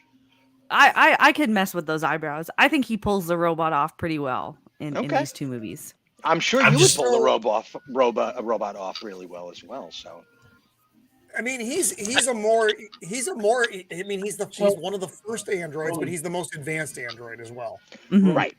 Like right here with this scene, we talked about before, they could have still had all this high tech, but use the same visual aesthetic of Alien with that retro look. The same way when they do back in time stuff in Star Trek, and they still have the high tech, but they put it in the 1960s looking vinyl countertops and whatever. They keep the aesthetic. And whoever was doing the set design and whatever, clearly either didn't care or just said was allowed to do their own thing. And whoever puts a windshield like that in a spaceship is crazy. Yeah.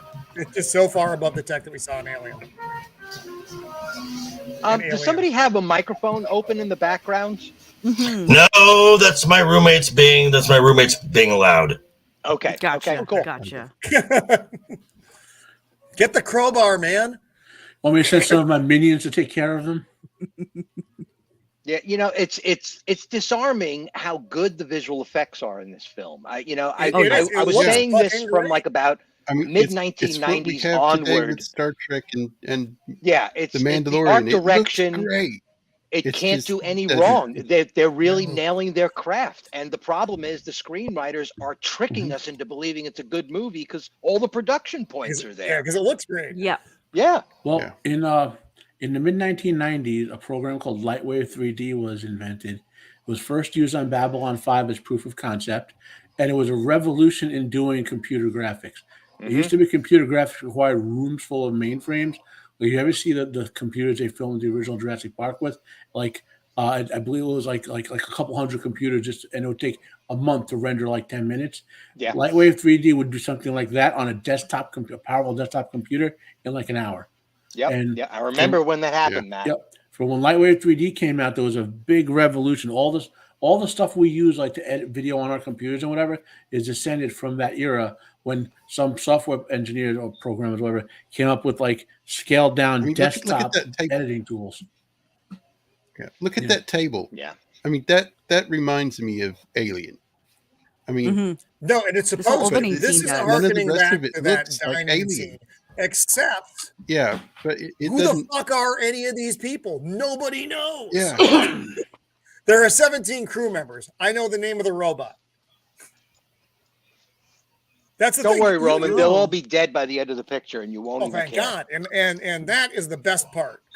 Yep. This table. You know what this table Alien. is? I've got it right here. This is what that table is right here. I got it. Yeah, it is. He's but that, I mean, but it's almost like a trying to recreate the scene, but not as well. Yeah. And here's Charlie. Alien took a little time to let you kind of get to know the crew a little bit. I mean, they took it was a short period in the movie, but it was enough. Yeah, you don't if you're know going to build people. tension. Yeah, exactly. If you're going to build tension in a story, we need to know the people you're planning on building this foundation with. Okay, it's where's Harry Dean Anderson? I mean, seriously, where's the goofy sidekicks? Where's the engineers? Where's the doctor? Let us know who. Where's the scissoring? Are. It's like for crying out loud. Wait, you need scissoring? Well, we got no, there's docking in the second one. There you go. Oh, we got docking. It's just that none of these characters are very interesting. No, this film actually gives us the first medically assisted auto abort sequence. Yeah. I mean, they might as well. She gives herself an abortion in this film. They might as well be the.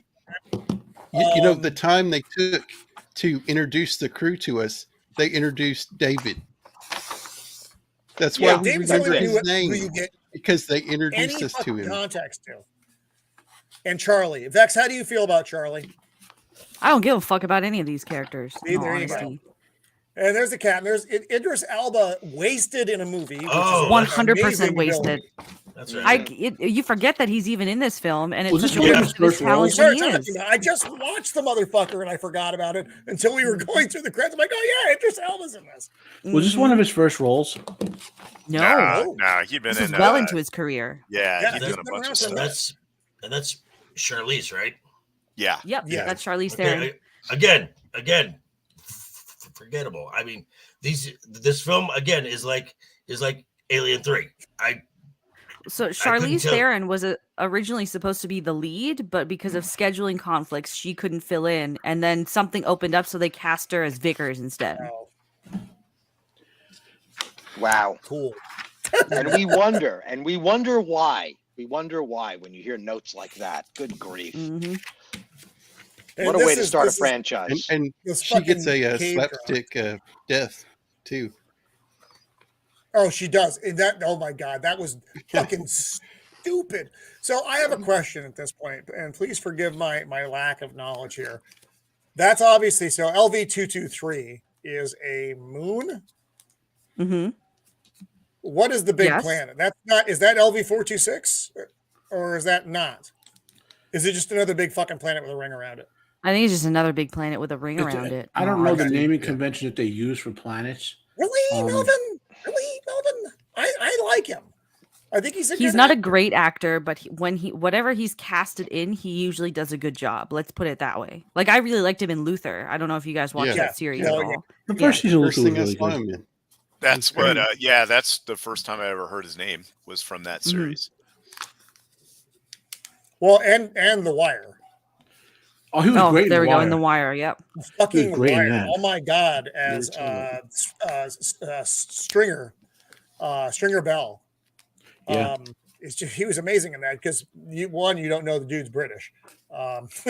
Anyway, so and here we are in fucking her stupid apartment and the stupid spaceship again. The tech. That's such a big problem for me with this prequel set decades before. The tech is fucking look at it. It's bizarrely good. Mm-hmm. Oh look, it's one of those operation chambers. I may need to use this later. Foreshadowing. Yeah. This movie did a really poor job of foreshadowing because it just, instead of alluding to it in a clever way, they literally just drop it in front of you. Yeah. Like it's painfully obvious that this will come up later. Yeah. Nomi repeats. Yeah, Girl with the Dragon Tattoo. Melvin is And that's another thing. Not an easy to watch movie. But good though. In the middle of like, the robot wanted to impregnate Howard an alien or whatever. They don't notice the engineer is evil. They don't notice like there's so many plots going on that all of them fall short. Mm-hmm. Mm-hmm. Yeah. And look at that. I mean, it looks like a video game. It doesn't look like Alien. I mean, it looks fantastic. No, the tech. Yeah, look at the tech though. The tech. I do like these spacesuits. I think the spacesuits are fucking cool. Yeah. So my favorite part of the movie is the fucking spacesuits. Going back to the title of the film, Prometheus. If you don't know who Prometheus is, he is a titan in Greek mythology who gave mankind fire and taught him other secrets. Yeah. And he was punished by the gods for that crime, right?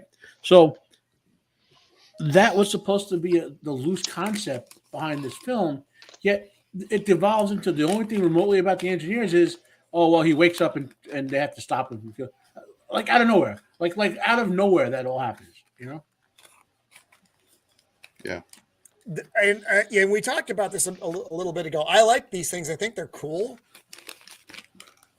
The tech. It all goes back to that same fucking thing with me. They have this cool tech. Think of the thing that in Aliens at the beginning that cuts into the ship and it's on a boom and stuff. And again, this stuff looks really cool. It's just my problem with it is I keep having to say the same thing again because it just keeps throwing itself right in your face again. The technology is just so fun. Why wouldn't they if they had this shit in Alien, the first movie, which takes place long after this, why couldn't you just drop a couple of those funky balls into the spaceship and let it map everything out? You don't need to send a crew in there firsthand, do you? No, you don't. Mm-hmm. No. But the writers were clever. I hate Charlie. All these characters were garbage in all honesty. Even our main heroine, she's not, you don't feel for her. You don't empathize with her. You don't want her to keep pursuing like you did with Ripley, right? No. It's no emotional investment in these characters. None. Yeah, exactly. And they tried to set it up with like, oh, she's like really religious and she wants to find out who created them. You don't it's just like buy that shit at all, though. Right, bitch. Just shut the fuck up. You're just upset because you can't have children and now you're going on this quest. Like, oh god. Actually, the way they set this film up, I was rooting for the engineer to wipe humanity out. Yep. Yeah. Yep.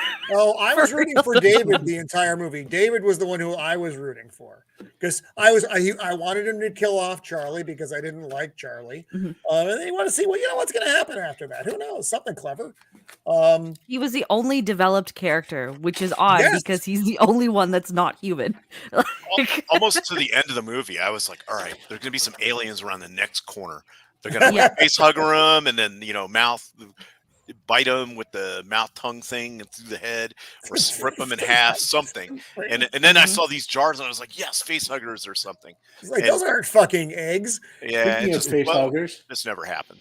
By the power of scissoring, I give you paper mache face hugger. It's alien jism in those jars. That's all that we get. Yeah, this is that proto shit that Matt was talking about. The black goo, which corrupts. Basically, that's his whole fucking point. Yes, Joker. I forgot to watch this film, and then I watched a review who was a critical drinker, and I believe he said "fuck off" film about a dozen times. Which I can see. Yeah, I can even hear when you say the words. I can hear him saying the words. Fuck off film. Remind me again, what year did this come out? 2012. 2012. All right. Okay. Yeah, this is right around the time that we start to see the IP infringements going on. This is a perfect case scenario where the studio is trying to rip off the original artists by re-engineering the entire look of the franchise. This is no longer Giger's Alien anymore. Yeah. This is something else. We're no longer in eggs. We have jars. We no longer have face huggers. We got these white serpent things. We no longer have the xenomorph coming out of the chest. We got this octopus looking thing. It's a complete reinvention of the franchise. The whole thing is totally reinventing it. It's ripping it off. When I saw this, I didn't know it was connected to the Alien universe. Yeah. Yeah, and it practically is. Like I was like, wait, no, this is Alien universe. That's a true statement, Stephen. It doesn't feel like it at all. So Tom, you bring up. I mean, yes, Alien. Yes, it was a tugboat. It was and this is a top of the line research vehicle. Yeah, but yeah. See, had they taken, if there were one of the guys on the science crew that had one of the old school alien spacesuits, and they tried to give him one of the newfangled spacesuits, and he just said, "Nah, I'll stick with the one that I've been using for 35 years, and it's an original alien spacesuit," right? If they had just done little things like that, all the technology would have been forgiven. But they didn't even earmark it. Not once did they celebrate the original franchise. And this is what we've been bitching about since 2012, is that same thing. It's like, guys, show some respect, man. So one of the things. Go ahead. Go. Oh no, go ahead, please. No, I was gonna say, and this is supposed to be way before the original stuff. That's why my head explodes. Every scene, my head explodes when I look at the technology. And that's what Tom was saying. Yes, I get it, that this is a top of the line research vessel. So the technology is still it's decades ahead of the shit that is decades, in the future. That's where my brain can't, make the two things go together. It almost sounds like Ridley Scott is trying to destroy his own IP. Well, Ridley Scott again doesn't like or acknowledge Aliens, Aliens 3, Aliens 4. He doesn't. When he made this, he only considered Alien. Yes, right. And he thought that people were sick of the xenomorph, which is why you have all these weird new introductions into the universe. And because of all the backlash that happened with this film, that's why in Covenant you finally see the introduction of the face huggers and the traditional xenomorph. How did he get the impression that people were sick of because they made 2 crap movies before this one? Right. I have no idea how he got that stuck in his head, but he did, and then we got Prometheus. Because he's an egotistical maniac. That's the way he is. It's part of why he makes great movies. He obviously never played the 2000 Alien AVP video game, which was freaking awesome. Everybody loved. That was a freaking great game. I don't know if he's ever played a video game. And you get to play as a face hugger and a chest burster. Sorcerer Supreme, right there. Most of these great directors are egomaniacs. If you all read their personalities, they're almost all egomaniacs. I don't mind an egomaniac. I mind one that isn't up to speed on what the audience actually does want. Though, yes, I get they want to make what they want to make. Fine. If they have a saucer, it doesn't connect with anybody. That damages your reputation as a director. Remember, because if they have a sorcerer, only if why do they need a ship? They just make a portal and walk through. He lost his. Did I drift off again? Yeah. Wong from. Yeah. Wong. I'm sorry, God. It was right. Jacob, it was right there, and I actually made the joke about Wong, and then he teed it up, and you did. Well, that was teed up too. I am old, Roman. I know. I haven't had a drink in a few days, and I think it's affecting me in a negative fashion. So you need some scissoring, Roman. I do not. Please. Fundamental understand. Yeah. So they got the fucking head thing. I thought this was kind of fun. I thought this was an interesting concept. Horrible, but yes. Roman, Jacob, if you lose track of things in a stream, it means you've drank too much or not enough. No. In this instance, it would be not enough. Usually, when I get lost, I'm about 5 beverages in. So right now, I'm working with a clear mind, and I don't think it's wired for that. Not that clear. Now like I said, was cool, this scene, I thought this was interesting and horrible all at the same time, though. Yeah, we're gonna trick it into thinking it's still alive. It's a fucking head. Almost nothing good is going to come of this, but it did look good. He's like, oh my fuck. So, this dude that's coming out of him, was he infected? Or was it just, this is just him? Yeah, look at the look on his face. He's like, shit, I'm in this movie. He's just like, why? That's how I felt when I was watching it. And then that's how I felt every fucking scene I see technology. And it blew up. Hey, Copa. Oh, what happened? What up, Copa? There it is. Stuck away.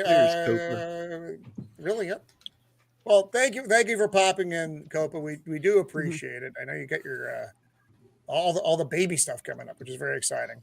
Yo, I hated this. I hated this part. All of this part.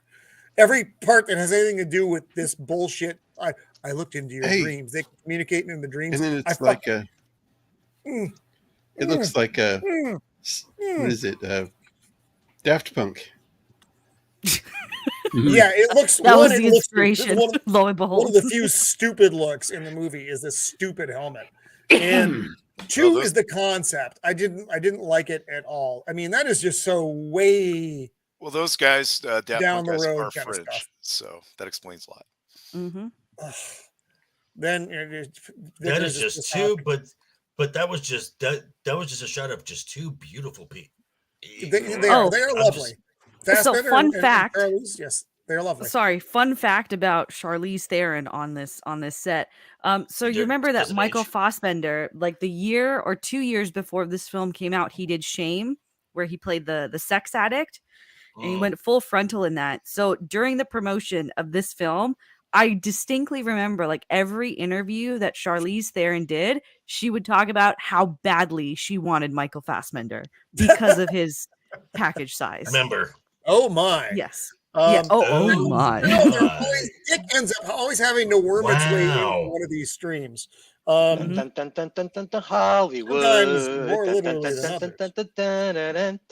Okay, I need to know. I from the panel here, and from the chat, please. I need to hear from you guys too on this. David's motivation here. What the fuck was he doing? Curiosity. Why did he do the things that he did? Was it just curiosity? Yeah. It's like, oh, what's this going to do here? Because like this, when we get introduced to him, right? Like the movie we're introduced to, I'm sorry, I'm just reading Zach's. He does have a piece. It is a deadly weapon down there. Oh man!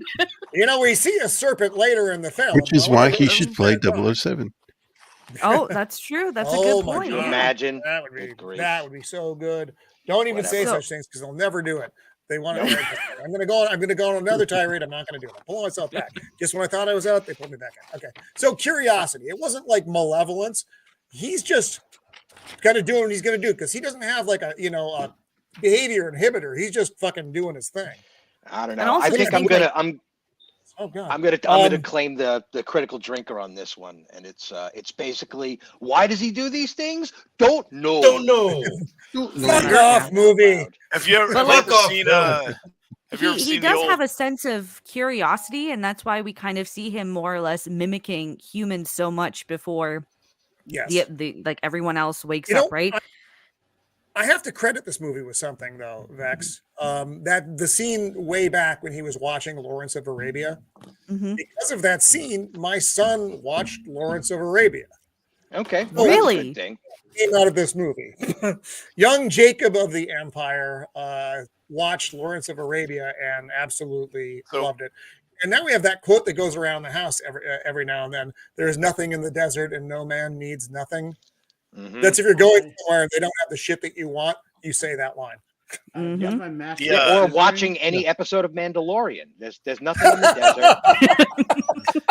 Yeah, it's oh my God. It's all in the volume. The thing that I took from this was that last episode. Yeah. He spent so much time alone on the ship. He went Ren and Stimpy and is suffering from space madness. No, literally, he was so long on the ship. He's like either malfunctioning or what happened? Yeah. What? Oh my! Oh my goodness! There's nothing phallic about that at all. Roman, why? Why Roman? And I don't know. I couldn't help it. And then there's the DNA, and then okay, great. They are us. We are them. Oh my God! It's amazing. Swell. That's fantastic. Yes.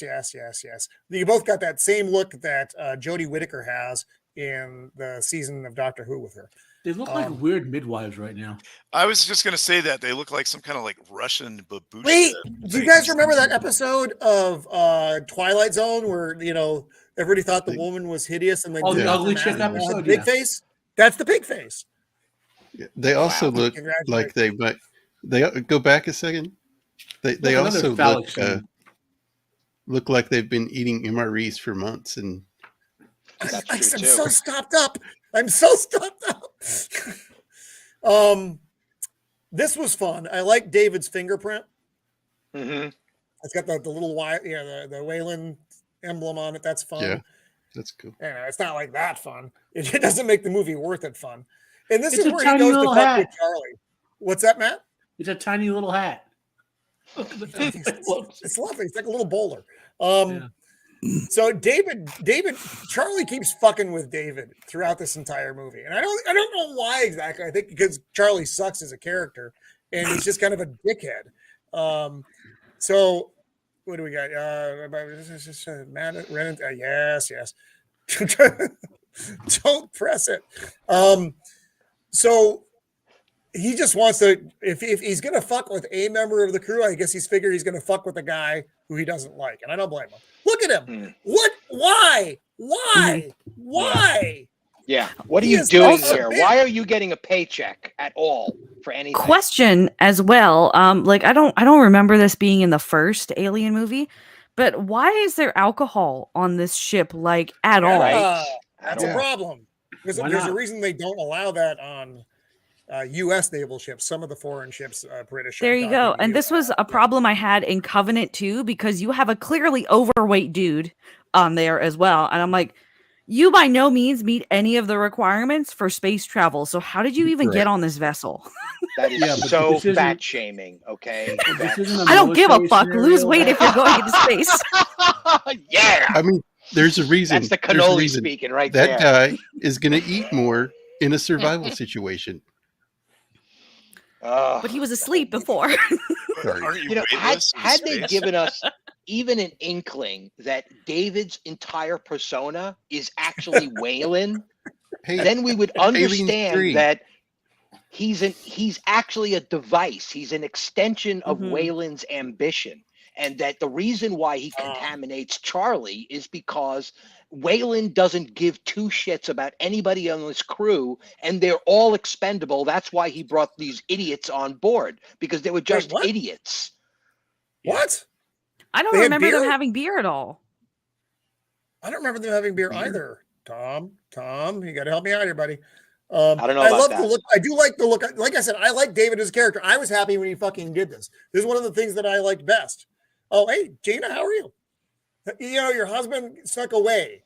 It's not my fault, and I'm not trying to rat him out, but he's clearly here, and I don't want to take the rap for this because I got my own problems.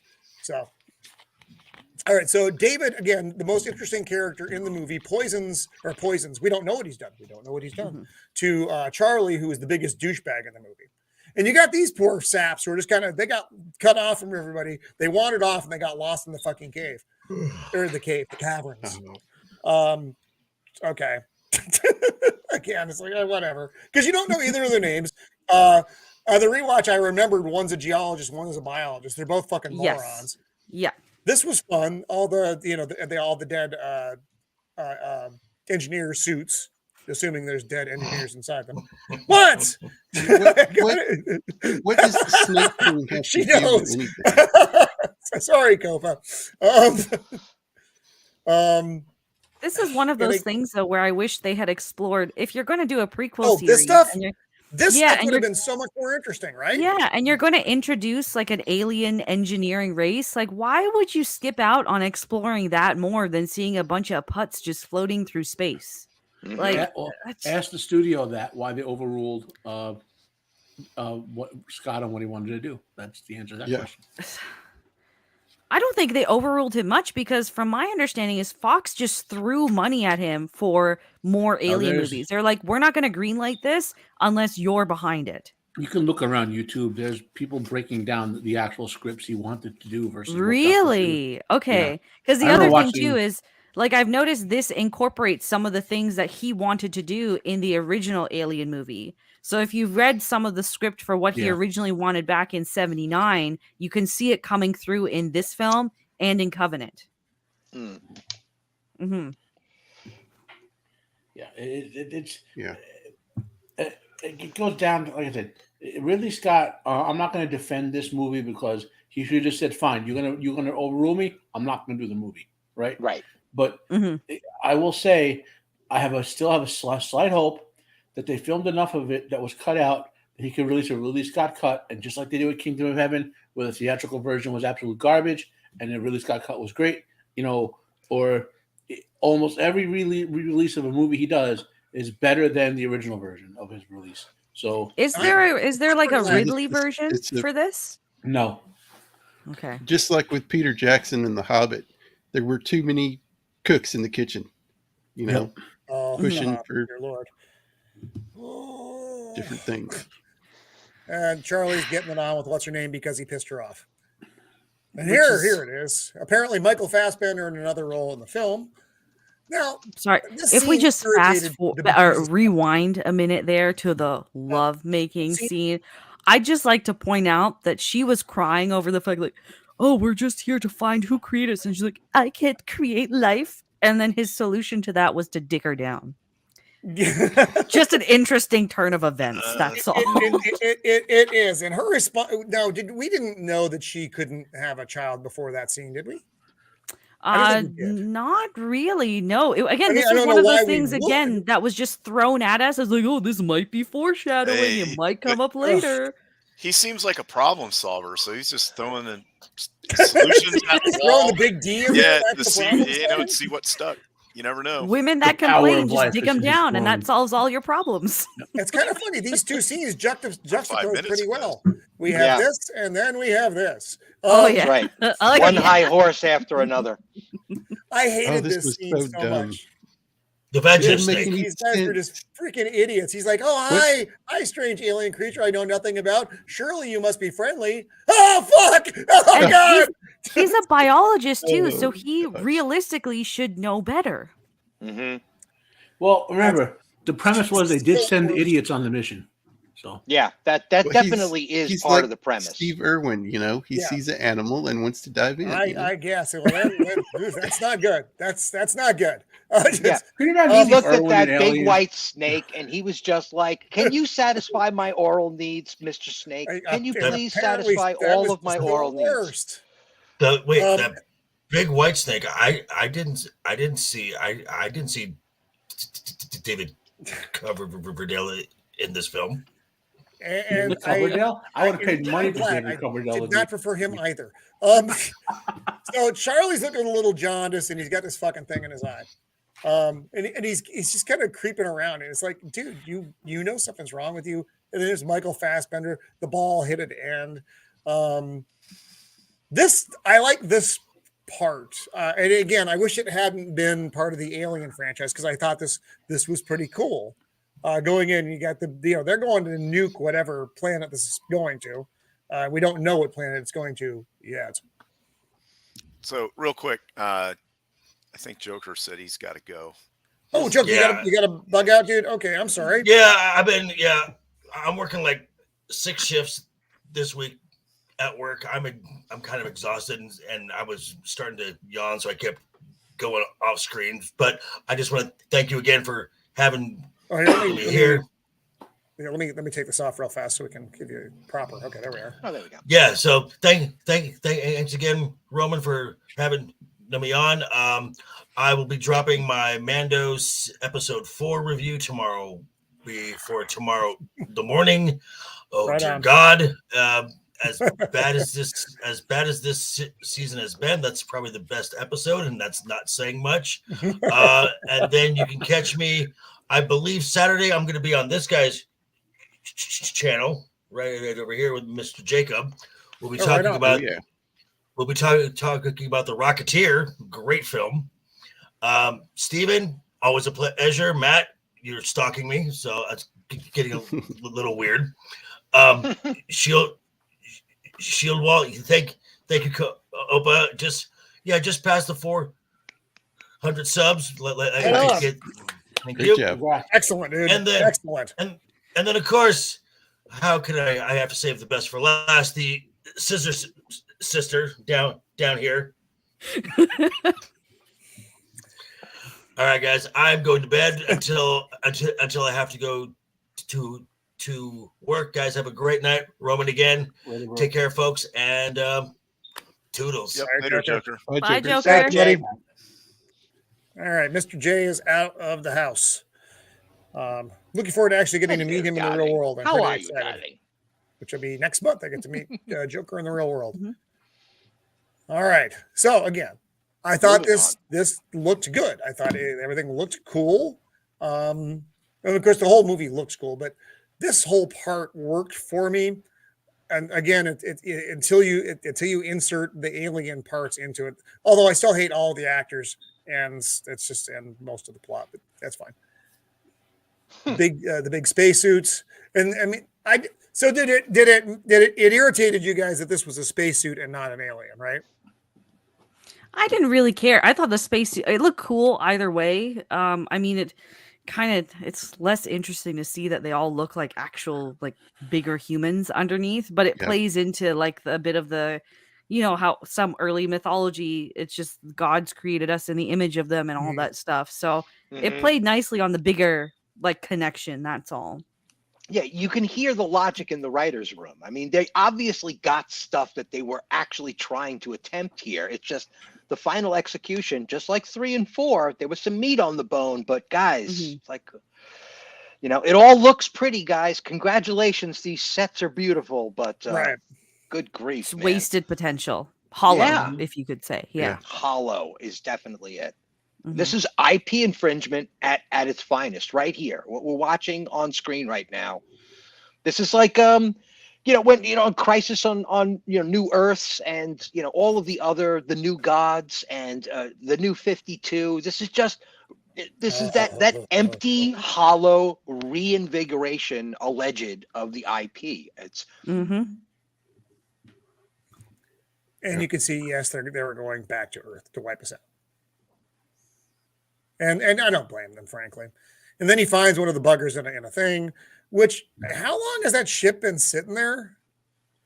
They carbon date the head, and the head was there for 2,000 years. So these fucking sleep chambers are actually functional that long? Well, remember, even if he ages slow in the internal lore, the engineers are effectively immortal and can live for like 1,000,000+ years without any medical. But their tech. Yeah, I mean, I guess everything still fucking works. I bought that it's like that advanced. I was able to buy that part of it because it just looks so weird and stuff. He's looking for fucking Avon Barksdale here. Well, why wouldn't it though? I mean, this will sound strange, but like concrete is technology of a sort, right? We have 2,000-year-old concrete buildings still standing. Yeah. Well, I mean, yes. Look at it. It doesn't have moving parts. Why am I in this movie? You could just extrapolate. Eventually, technology like that will be just that robust. Right now, what's going through his head? I need to talk to my fucking agent. Yeah. He's like, get me out of this fishbowl, baby. And This was fun. I mean, she's not letting him back on the fucking ship, and I don't blame her. And even the captain's like, yeah, on board. It's like, what the fuck? Protocols? Really? You got nothing? Well, yeah, this was another one of those, like, this is something you guys would have been, like, literally prepped for. Why are you throwing that all out the door? So I liked that she immediately was like, no. It also would have been more effective if they actually closed the damn door on the ship. Yeah, yeah. Well, there's that. Yeah. Not only that, but this is a very well prepared scientific expedition with super high tech, all clean lines. Like all of those suits were made by Apple, obviously.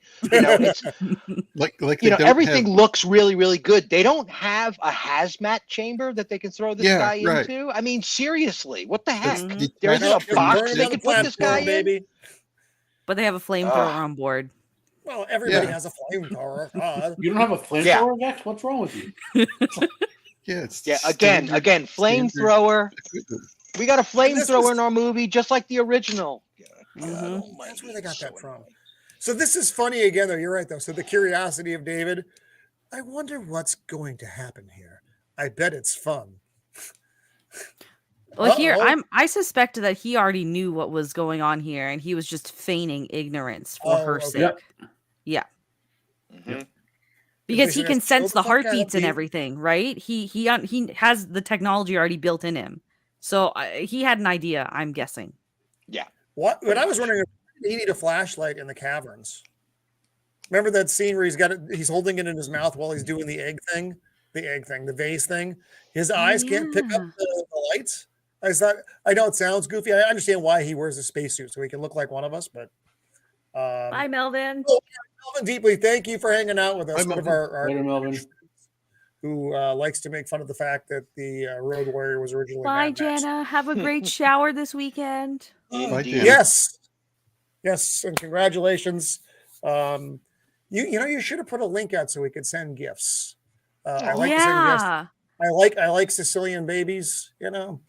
They need to be more of them. So thank you for bringing another one in. Half Sicilian. She'll be half Sicilian. Technically, I'm also half Sicilian.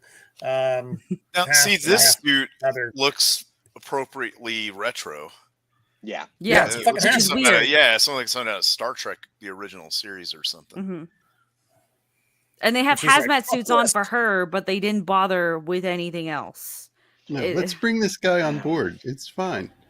It'll be fine. So this thing that she's got in her, this whole thing is ridiculous. It's in her womb, right? It's not in her intestinal tract or something. Not yet. Yeah, because she was inseminated differently. Okay. I guess. I was going to make a joke, but I'm not. No.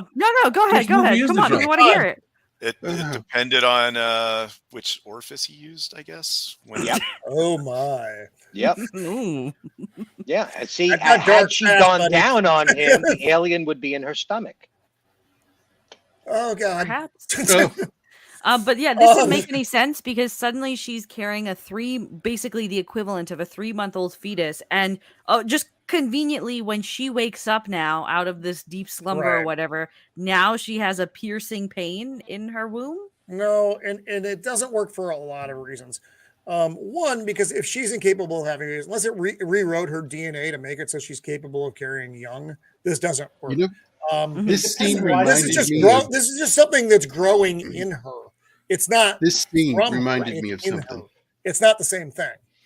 Remember in what's it called? The Matrix, where the agents put that little bug in him. Yeah. You know, and they're getting it out and they suck it out. Yeah. Now that was a well done scene. Well, this scene is the most memorable thing of the movie for me. Yeah. This whole scene about her, and it is horrific. You're like, oh, you got this thing in you. You want to get it out. You know what would have been more fun if they pulled out one of those little guys from Toy Story with the 3 eyes. Okay, there's an edit somewhere out there, I'm sure. Somebody needs to do that. The other thing that didn't... You're going to a better place. So you get this fucking thing. She had to calibrate this machine because we find out here, again, this is another trickle of, this will probably come in handy later. But the machine only has a male function on it, not a female. So as this thing is coming out of her, wouldn't she literally just have like an eviscerated uterus afterwards? Pretty She had to much. calibrate it because it was only supposed to be for what's his name? For Waylon. Wayman. Yeah, Waylon. that was it. Everyone But else it's was on still their own. there's a uterus that is being cut through that is not getting properly put back together.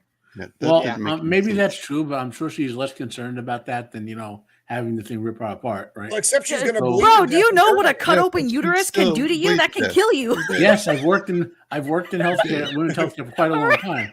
I'm just saying, well, this movie is so bad, you kind of like gotta, that's the least bad of it. You know what I mean? Like, But she's fine. She hops out. Yeah, of she's the gonna pod. run around. He'll be fine. Then she Hey, runs. we're She, like, forgetting. runs. We're forgetting. When you get stabbed in the stomach, you're perfectly fine. It's Well, that's okay. right. I forgot. Wow. I mean, If they use Last of Us has taught us. they use a anything, laser it's to that. fix her, therefore it must be okay. Plot convenience. Yeah. Convenience, we'll say. And I don't remember if this is the geologist or the biologist. It doesn't matter. Again, so they flamethrow the guy earlier, and yet they open the fucking ramp up again to let fucking Toadman near the ship. I don't even know how physically this is possible, but It's just hurts my You know, Spock brain. When a guy gets injured in like one of the 80s action movies and like the next scene he's perfectly fine, it works. It doesn't work. okay, in yeah, this. I guess because he goes vertical again, so he's like in this completely The not problem possible position with- to this. Which this is another thing that's never explained is how come she gets pregnant mysteriously with tainted sperm, Yes. but he somehow becomes some weird zombie-like creature? Like even Right. in Covenant, this is not really explained, or even we're not given a droplet of how No. that happened. My biggest problem is how articulated is that suit he's wearing, that it can go backwards over his head with his legs, and then he can That actually it go was back. obviously designed that way. Yeah. Oh, Because Shame on you, Higgins is Jacob, for supposed to look asking cool. rational questions. Shame on you. I'm so old, yet I'm still alive. This entire new franchise Hey. should have been called didn't Alien know- Plot I didn't- Convenience, I didn't know Nosferatu was in this. right? Yeah. I have a legitimate question here, though. Okay. Not making fun of the movie, but a legitimate question about why the fuck in this movie.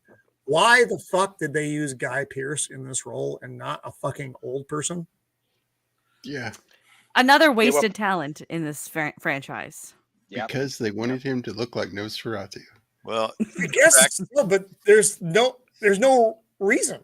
the fact that You- he you used couldn't- an old actor, it's problematic.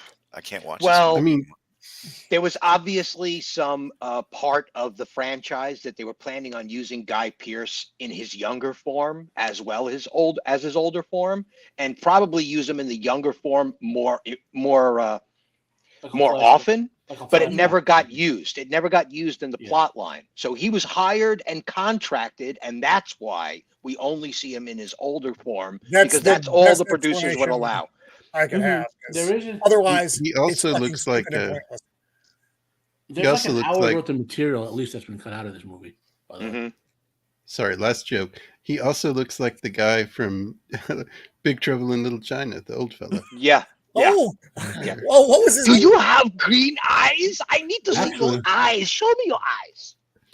He looks like the old demon guy in Poltergeist too.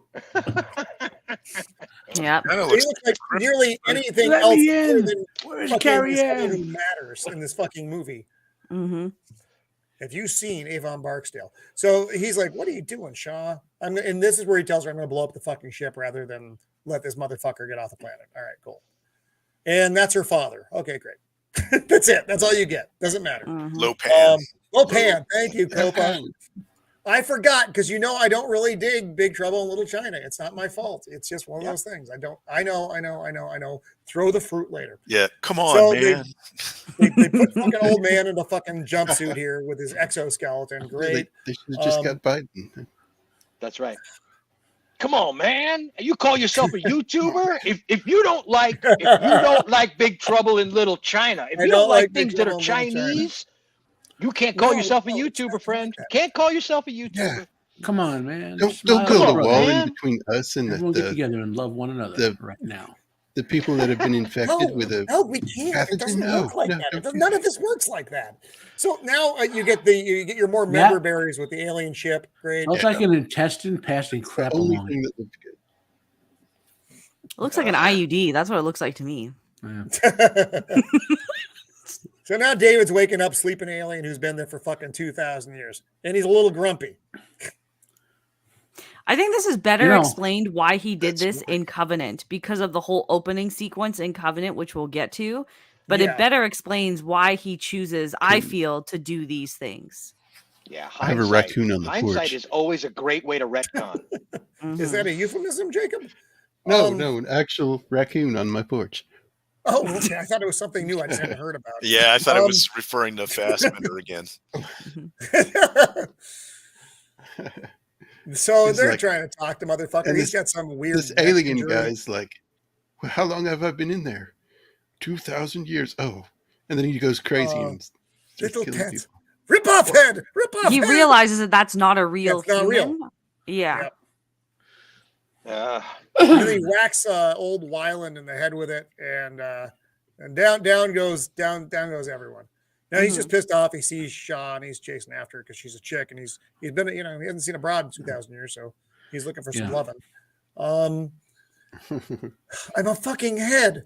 So now she sees it in his eyes. The logic of why he would do that is he's from the faction of alien engineers who are like, humans aren't going to be our worthy successors, and this robot guy just proves it, basically.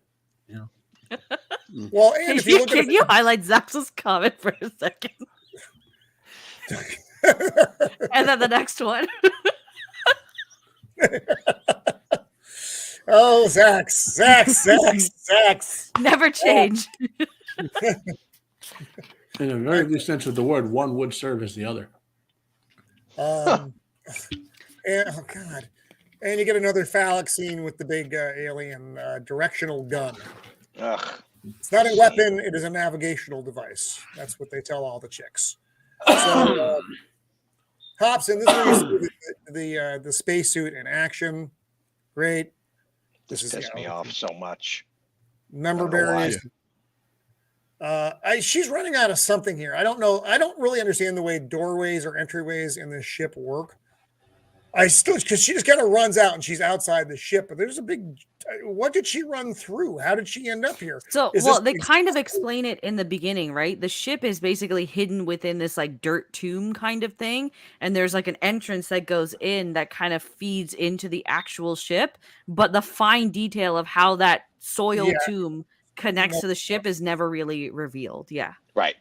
And this seems like a very inconvenient way to place a ship and launch a ship. A giant, mechanism underground, triple stacked. Okay.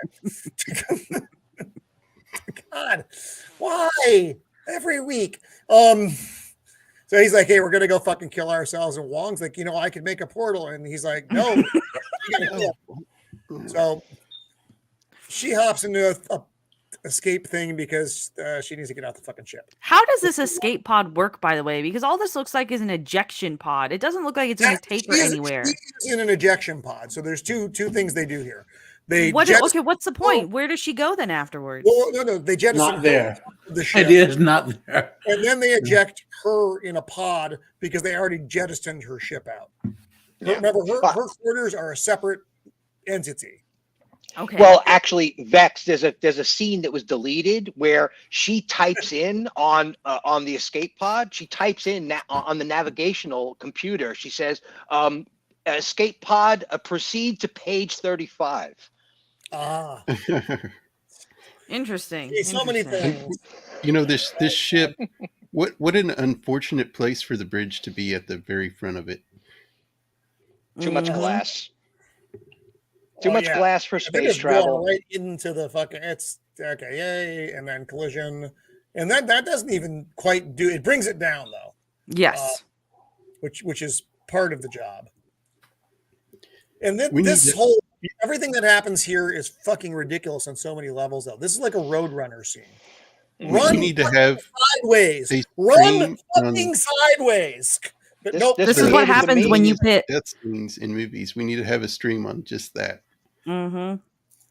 But this is what happens when you put women on a manned space expedition. They do stupid shit like this. Guys, they get pregnant by I aliens. They wanna don't know keep how to this. run. I'll Run leave to it. the I'll leave you side, with this run to for a the few side. minutes. I'll be right back. Though. Okay. Well, if that was Jennifer Connelly, however, Yeah, and also whenever I saw this scene in the theater, I thought it should have had Benny Hill music. So she's about to get She's just smashed. running, and yeah, She's about to get flattened by a giant helicopter. This is like, and both of them run forwards. Neither of them choose to run side to side at all. And that's the only problem with this movie. And it's slow enough. The women. Where, okay, so I can see you panicking in the beginning, and you're like, "Oh, running," but it's slow enough to where you could actually be like, "Oh, wait, if I just run this way, I'll be cool." Exactly. And, yeah. And well, ladies and gentlemen, you know why Michael is such a fascinating actor in Hollywood? Why he's so beloved? Because he's a fast bender. He's a fast bender. Okay. So, while waiting for Roman, I've used my power of scissoring and artwork to make a tribute to Michael Fassbender. What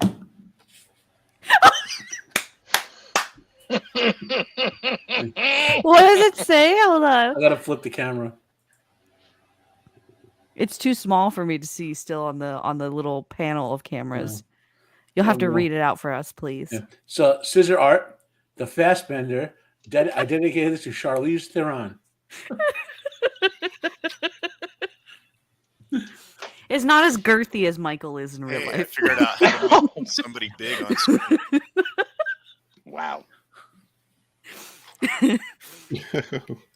So there is a fun fact about this scene though. So apparently Charlize Theron is like a heavy smoker. So she had a lot of trouble actually performing this scene because the boots that they were all wearing were about 40 pounds. Oddly enough. So that's why she couldn't remember to run sideways. She was out of breath. Hey, what's up? That damn smoking. Be bad. What? Wait, what? Oh, okay. It's about the comments about Fassbender swinging Bender. Yeah. Yeah, so the ship, like, I guess it's so well made that it doesn't like break apart or anything, and who knows how heavy it is, so it doesn't form any of this sand or sink into it because it looks all volcanic to me. Yeah. So yeah, I was just like, what in the world? When it happened, I was just like, all right, I'm done with this movie. I was like, still no aliens. If aliens would have popped out of the ground and like grabbed her and like, you know, a face hugger jumped in or something, or a chest burster popped out of somebody, I still would have been like, all right, maybe. But I would have been hoping if a graboid had grabbed her from Tremors, that would have been even cooler. Oh yeah. Hey, The- no, that was Egg was in that movie, not one. The next scene I think was the best, like the most memorable of the movie because we actually got to see fucking aliens. In this movie? Yeah, if you're like not aliens, not the xenomorph. No, that's what I'm saying. It's got to be xenomorphs or it's not alien. Okay, but I mean, well, say aliens as in like non-human life. We finally get to see them later on. I thought it was pretty cool how he starts fighting with the octopus thing, which yeah, that thing just turns into the other monster from Guardians of the Galaxy 2 at the very beginning. Yeah. Oh wow, you're right. Yeah, or the squid monster from Rogue One. Oh. Yeah. I never put those together. Okay. Yeah, one looked very much like when it was first coming out of her womb. It looked that's what it reminded me of. Okay. Because the thing in the other movie, like when it ate those batteries, it got bigger, right? Mm-hmm. So that's what it reminded me of. But yeah, just I don't know. This movie. What do you think, Jacob? That about the whole she can't run to the side thing and getting squished? Is that do you think that was silly or? Yeah, bad writing, stupid. Yeah, I just maybe in the future women's legs just don't work that way. They can't go to the side. Maybe. But it just there were so many problems with this movie, and so many things that just didn't work, and the way the characters were just kind of thrown in, I didn't really care about any of them. I don't understand how this movie is so highly rated online, to be honest. I really don't.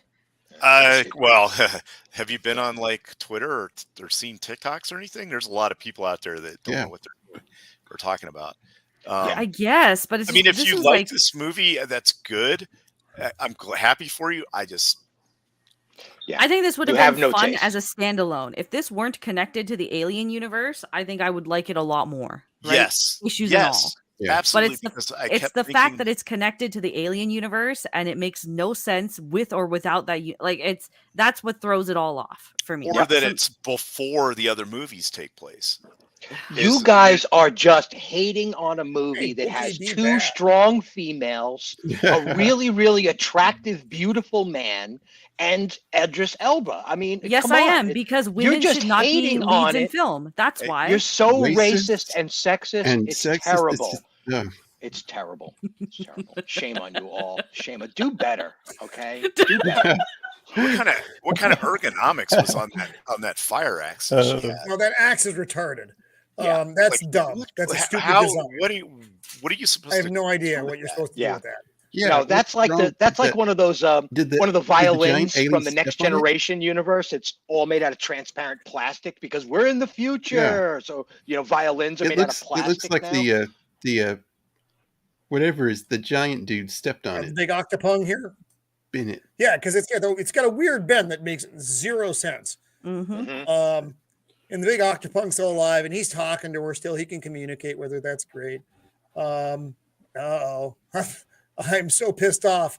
And he bursts in, and then they tussle. It's This just like didn't make sense at all. die. Like This was such a rushed scene.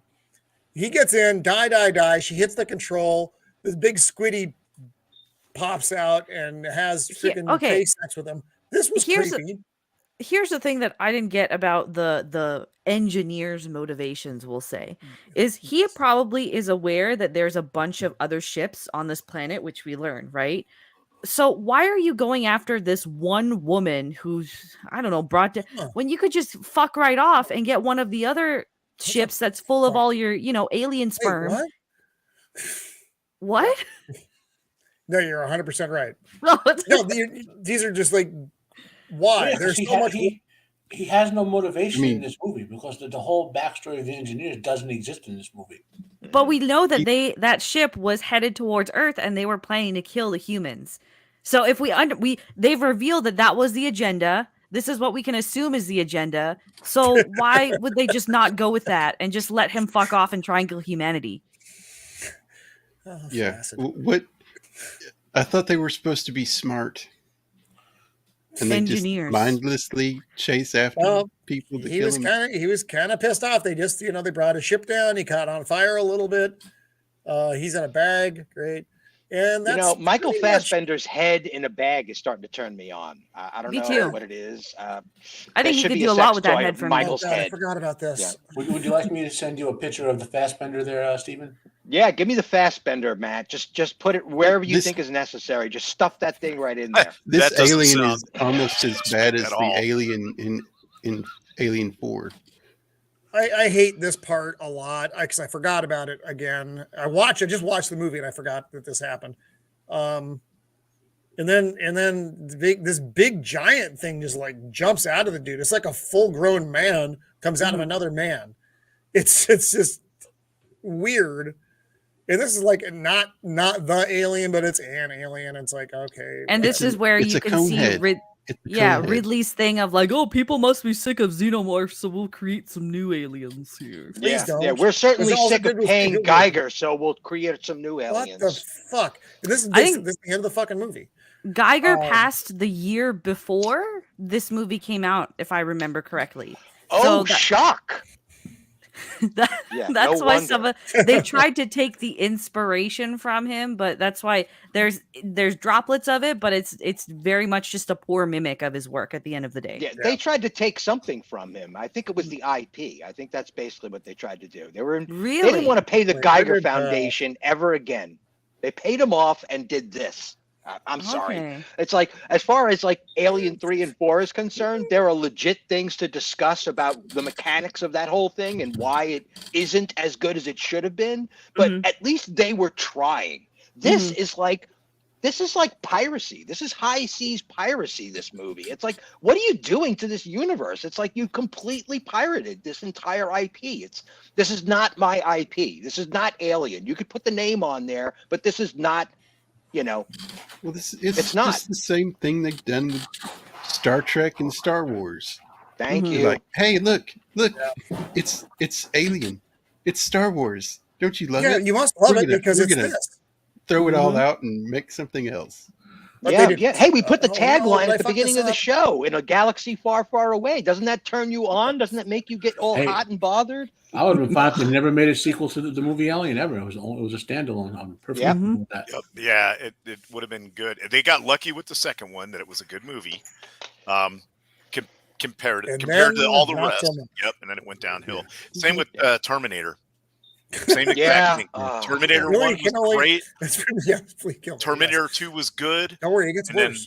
It just kind of. Oh no, that was it. Terminator 3 was pretty cool. Okay, I'm sorry. Terminator 3 was pretty cool. Terminator 2. Yeah. I thought That Terminator scene in the 2 was graveyard going up against the new Terminator was pretty friggin' awesome. But whatever. I like the first Terminator, but the second one was better than the first one, and then it just nosedived after that. I didn't prefer 3 I would disagree, myself, but yeah. And then I fucking hated every other one. The one with what's his name in it? The British guy who's never British in a movie. Christian Bale. Yeah, that one. I He's thought that Welsh, was sir. He's Welsh. Whatever. He said British, didn't he? British. Most people are British. But technically, yeah, that's true. They are British. So that to me was the least offensive of the post Terminator 2 sequels. Agreed. None of them were great. That one I thought there were bits and pieces that I thought were all right. Better than the others. I just didn't like the others. What was it? What was the bad one? Genesis? I think the best sequel to the original movie was the first season of Terminator: The Sarah Connor Chronicles. I love that. I actually never watched. I heard they were all. I heard it was the ending of the first season was, for value of shock and awe, like one of the top 5 shock and awe scenes I've ever seen in a movie or TV show. For the ending of season 1. Now we're arguing about. Just go watch the clip of it later. Even if you don't watch the whole thing, just watch the clip of it. And here we have a young. Now, what I'm wondering here, and maybe this is what happens. These scenes at the beginning of Covenant, where we see the creation of David, maybe this was. Although this isn't. Who directed this one? I'm sorry, I didn't actually bring up that screen. I didn't watch this one, by the way. You didn't miss anything. No, it's at all. There is nothing in this movie. Impact things a whole lot. Is the sad part of this. Okay, Covenant. Here we go. I meant to bring this up. Covenant. No. Aliens is not convenience. Director Ridley Scott. This was a Ridley Scott movie as well. Okay, I'm sorry. Yeah. He basically should be retired at this point. So Ridley Scott directed this too because he's an asshole. And the only one you really get in this, so you get Michael Fassbender, Billy Crudup. You'll know from Watchmen. He played Dr. Manhattan. And from Almost Famous, he played, what's his name? The rock guy who everybody wanted to sleep with. Then a whole bunch of people in here that I don't know who the fuck they are.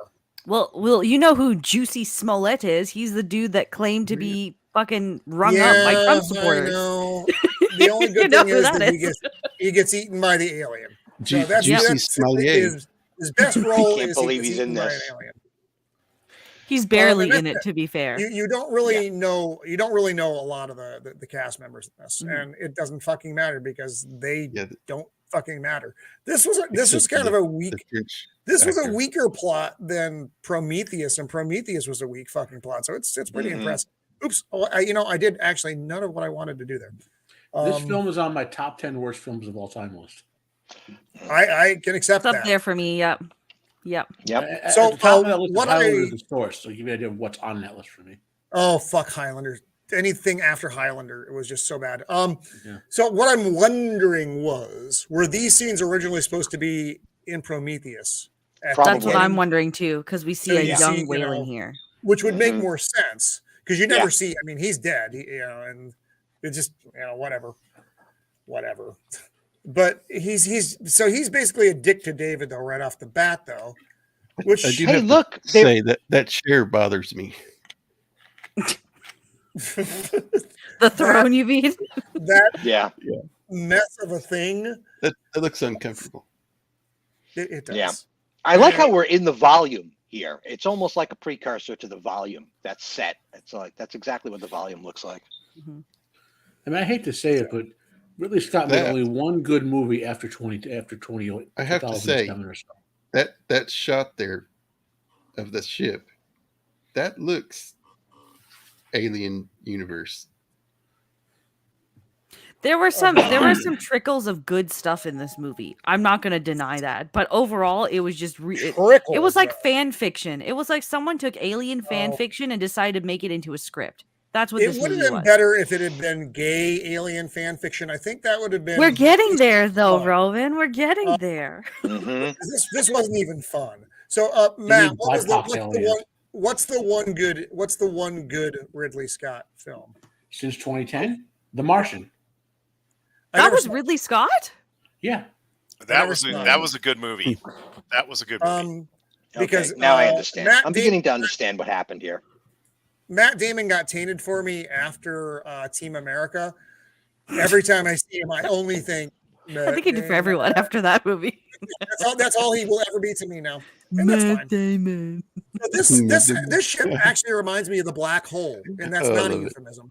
The Disney film, The Black Hole, also not a euphemism. It's like a double, not a euphemism. It is cool. That's it. You're right, Jacob. It's a nice shot. And now we have fucking another poor sap running around a fucking ship by himself for months.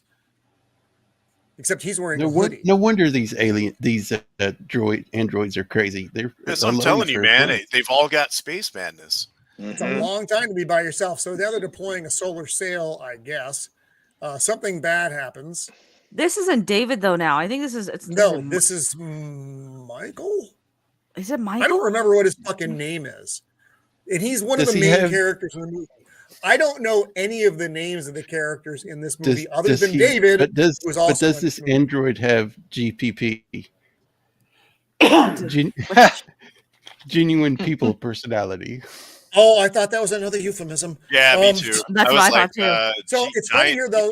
Is that what that stands for? If we look at this symbol on under Daniel's name, that is on the medical equipment in Alien. Retconning is fun. Okay. So now that's like kind of deep dive stuff. Most people aren't going to pick that up. I noticed I'm a fucking weirdo. But show us what that is, Stephen.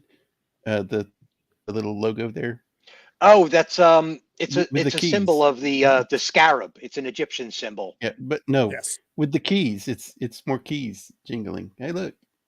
Oh yeah, exactly. Yeah, here we go. Yeah, there it is right there. Look, it's like the medical equipment in the first By movie. the way, do you guys notice how throughout this entire film they try to get Daniels to basically replicate Ripley, but in the worst way possible? Like they give her the short haircut. They even give her the muscle tank. They oil her up and all this shit. They give her the gun. They don't give her though, Vex. A name anybody fucking remembers. I have no idea what her name is. Looking at her name, if I look away for a couple seconds, I have no idea who the fuck she is again. And she's dressed like a fucking sperm, and that's bothersome. Okay. So for all practical purposes. So some of the embryos go bad. Got it. This is the hatchery, the people hatchery. Oh yeah, this is a colonizing vessel. I think there's like 2,000 people on board on top of like a bunch of embryos. Or in deep sleep. That's weird. Why is the colony ship a bunch of embryos? That didn't make any sense. No, there's live people on there, but yeah, the embryo. I think it's just like replacements in case like there's fertility problems. Yeah, there's a specific number according to biology that you need a certain number of divergence in a genetic body in a colony. Otherwise, the colony is guaranteed to fail. Genetic diversity. All the inbreeding and such. So this is all the sleeper cells, like the deep sleeper cells. But they hit that their solar sail gets fucked up and things go wonky and they get some casualties. It's like some shit through fluid, which was kind of cool. Whatever, great. It was a solar flare, Roman. That's what it was. Oh, that's right. I forget.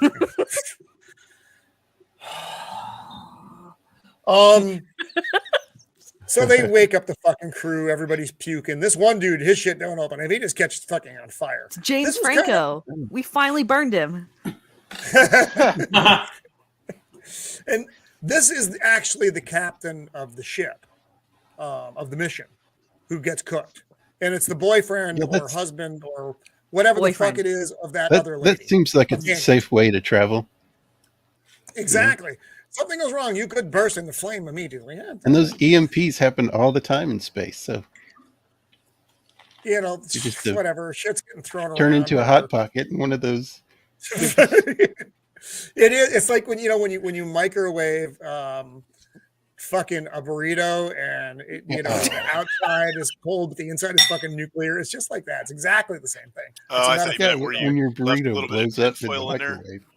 Yeah, tinfoil in there with it. And so now they're getting rid of the bodies. That's the new skipper. Whatever. He looks like a fucking. He's got prison jumpsuits on. So this is her. She's sad, sorting through shit. No one cares. These people are not very bright. None of them. Little foreshadowing here. The scenes I've seen from this movie. Keep heavy equipment. Ooh. The scenes I've seen from this movie. Look at the chains hanging down, guys. Look at the chains. Mm-hmm. So much like the first movie. Is there water dripping? Why the fuck is he wearing a hoodie? He doesn't get. I'm about to say. I got the impression from most of the sequels that in the future we'll all wear hoodies and keep the hoods up at all times. To make him more human-like, right? That's why David was doing shit in the first one. David watched Lawrence of Arabia. This guy, he watched 8 Mile. Right. Yeah. Yep. Oh, that's Alien Mile. I'm weeping. He's dead. Great. Oh, there he goes. And they shoot him off into space. Great. They're gonna fix the fucking thing. Swell. They fixed the fucking thing. Oh, there it is again. There it is, the scarab. Yeah, now in charge of the computer. And this is where they pick up that signal, though. And this part was kind of cool. Kind of. Nothing in this movie is really cool. It's kind of cool. I like Prometheus better than Covenant, but I don't like either movie at all. If you're trying to have a serious movie, don't get a guy that's been in a bunch of comedies to be in your movie. Don't get a fat guy on board. There you go. Don't put a fat guy on board. Oh, that's right. Yeah, big. He's got some kind of skill. I guess that symbol that we're seeing, that's like the Covenant symbol, but it obviously wasn't just the Covenant symbol before because it's in fucking Alien. This is the other thing that didn't make sense is all the people that awake are all couples, which you would think is not good for like. Well, it is a colony ship though, but as far as crew goes, you don't want that shit. Couples, yeah, exactly. For a colony, it's fine, but for them to all be on the same wake cycle for this kind of thing doesn't make sense at all. Fucking management. Yes. Because as we see, they all just end up boning in the showers in their off time. If this says one thing about the alien universe, don't be on a ship like this, a colonizing ship, because it always goes bad. Actually, every ship in the Alien verse, something goes bad. She's giving him up that because he doesn't. Because he doesn't want to be captain. He doesn't think he's ready. He is a weak beta character. No, it's not even that he doesn't want to be captain. It's that he just takes the role, but he keeps making bad decisions, and she calls him out on it, but he ignores her. Oh, you know what? I blocked a lot. Don't worry, it was a shit movie. I rewatched it just for this. Yeah, I know. We all. I'm sorry. I felt like I punished the fucking panel by making you guys watch this stuff. It was worth it for the gay robot kiss. Okay, it was all worth it for that. Again, right now the visuals are nice. The visuals look good. And here a little member berry to Aliens with the dropship. Look at that. At least this is a better look. Yeah, it is. Look at the screens and everything. It looks. Oh no, this looks as far as the gear goes, this looks more rough and tumble. Like it's not dissimilar tech. But this is now 10 years after Prometheus in this universe. Well, why does tech go backwards? I don't understand. It's retro, man. It's a retro ship. Dude, it's so like the aliens, like the pyramids are more advanced than the shit we got today, man. Dude, you're not digging the plot, man. That's like in The Thing. Chariots of the gods, man. Yeah, man. Why? Okay, I gotta go back again. Why did they land in a fucking lake? What was the point to this? Like, why did they land in a lake, or why did they land on this planet? Why did they land in a fucking lake? I know why they came to the planet. They got the John Denver song playing over the radio, and they tracked the signal to this fucking planet. Cool. Which takes them off track from where they're supposed to be going. And they, that's fine, I guess. You only have so much fuel, whatever. But then they go to John Denver planet because they heard a song, which is obviously a good reason to do that. And then they land in a fucking lake, though. And this is so you go from John Denver, why the fuck are we going here, to why the fuck are we landing in a lake? Yeah, don't they have a colonization mission to go on? Like, I'm pretty sure they do. I'm pretty sure this is why they come here, right? Refuel from the lake. So they track the signal and they find this planet and they're like, oh, this is way closer and it has the same like everything that you would need to be sustainable. Yeah, and Daniels is like, air, but right, and Daniels is like, no, this planet. Any alien life that might be deadly to you? You don't know anything about it. Right. And he's just like, he ignores Daniels and he goes, he's like, oh, well, that other planet is 7 years away, so we might as well just settle here. And she's like, you dumb shit. Like, there's a reason why this was not in our plan. Surely they saw this planet when they were scoping out potential, habitations, and they didn't choose this one for a reason. But he ignores all that. If they can all go back into cryo sleep, right? Yeah, it's not like you're gonna fucking know you're there for 7 years. Exactly. Unless there was some reason they bastard who knows is a fucking android, and this guy. No. Why do they all have porn stashes? Well, that's just the way it is in the future. Danny McBride has that. Yeah. Who is Danny McBride? What else do we know him from? He was in Tropic Thunder. Tropic Thunder, yeah, he's the demolition guy. He was good in Tropic Thunder. That was great. He had a TV show. Oh, what was it called? Where he's a pitcher. And he was based off of a real guy that, he was super, obnoxious and whatever. Oh. He had a K-Swiss commercial where he took over the company, and he's like, "You're in my seat. Get out!" And then you couldn't do it these days. None of the stuff he did you could do now. Okay, I have literally no memory of this human existing. I recognize the name, but I don't know anything you're talking about. I know Tropic Thunder, but I don't remember what he did in it because I guess I just didn't. He was in a bunch. He was the explosives engineer. Eastbound and Down. No, Eastbound and Down. That show is. Yeah, you couldn't make it today. No. Why would you step on something that looked like that? Seriously. Oh, well, this was an accident. Remember, he accidentally stepped on this, and then he starts smoking a cigarette on a foreign planet. Alien shit looking stuff. Yeah, that's great. No one's wearing a fucking respirator because you know exactly what's in the air. It's fine. Oh, look, it's a fucking alien floaty thingy. Now it's going in his ear. Now he's fucked. So that looks a little suspect shaped. That's all. It's peculiar, right? Every time you see one of these fucking things, nothing good happens. Now, this is a different place, though. This isn't LV4, whatever the fuck it was before. This is a different moon. Yes. Place, planet, thing. Yeah. Let's reinvent the wheel again.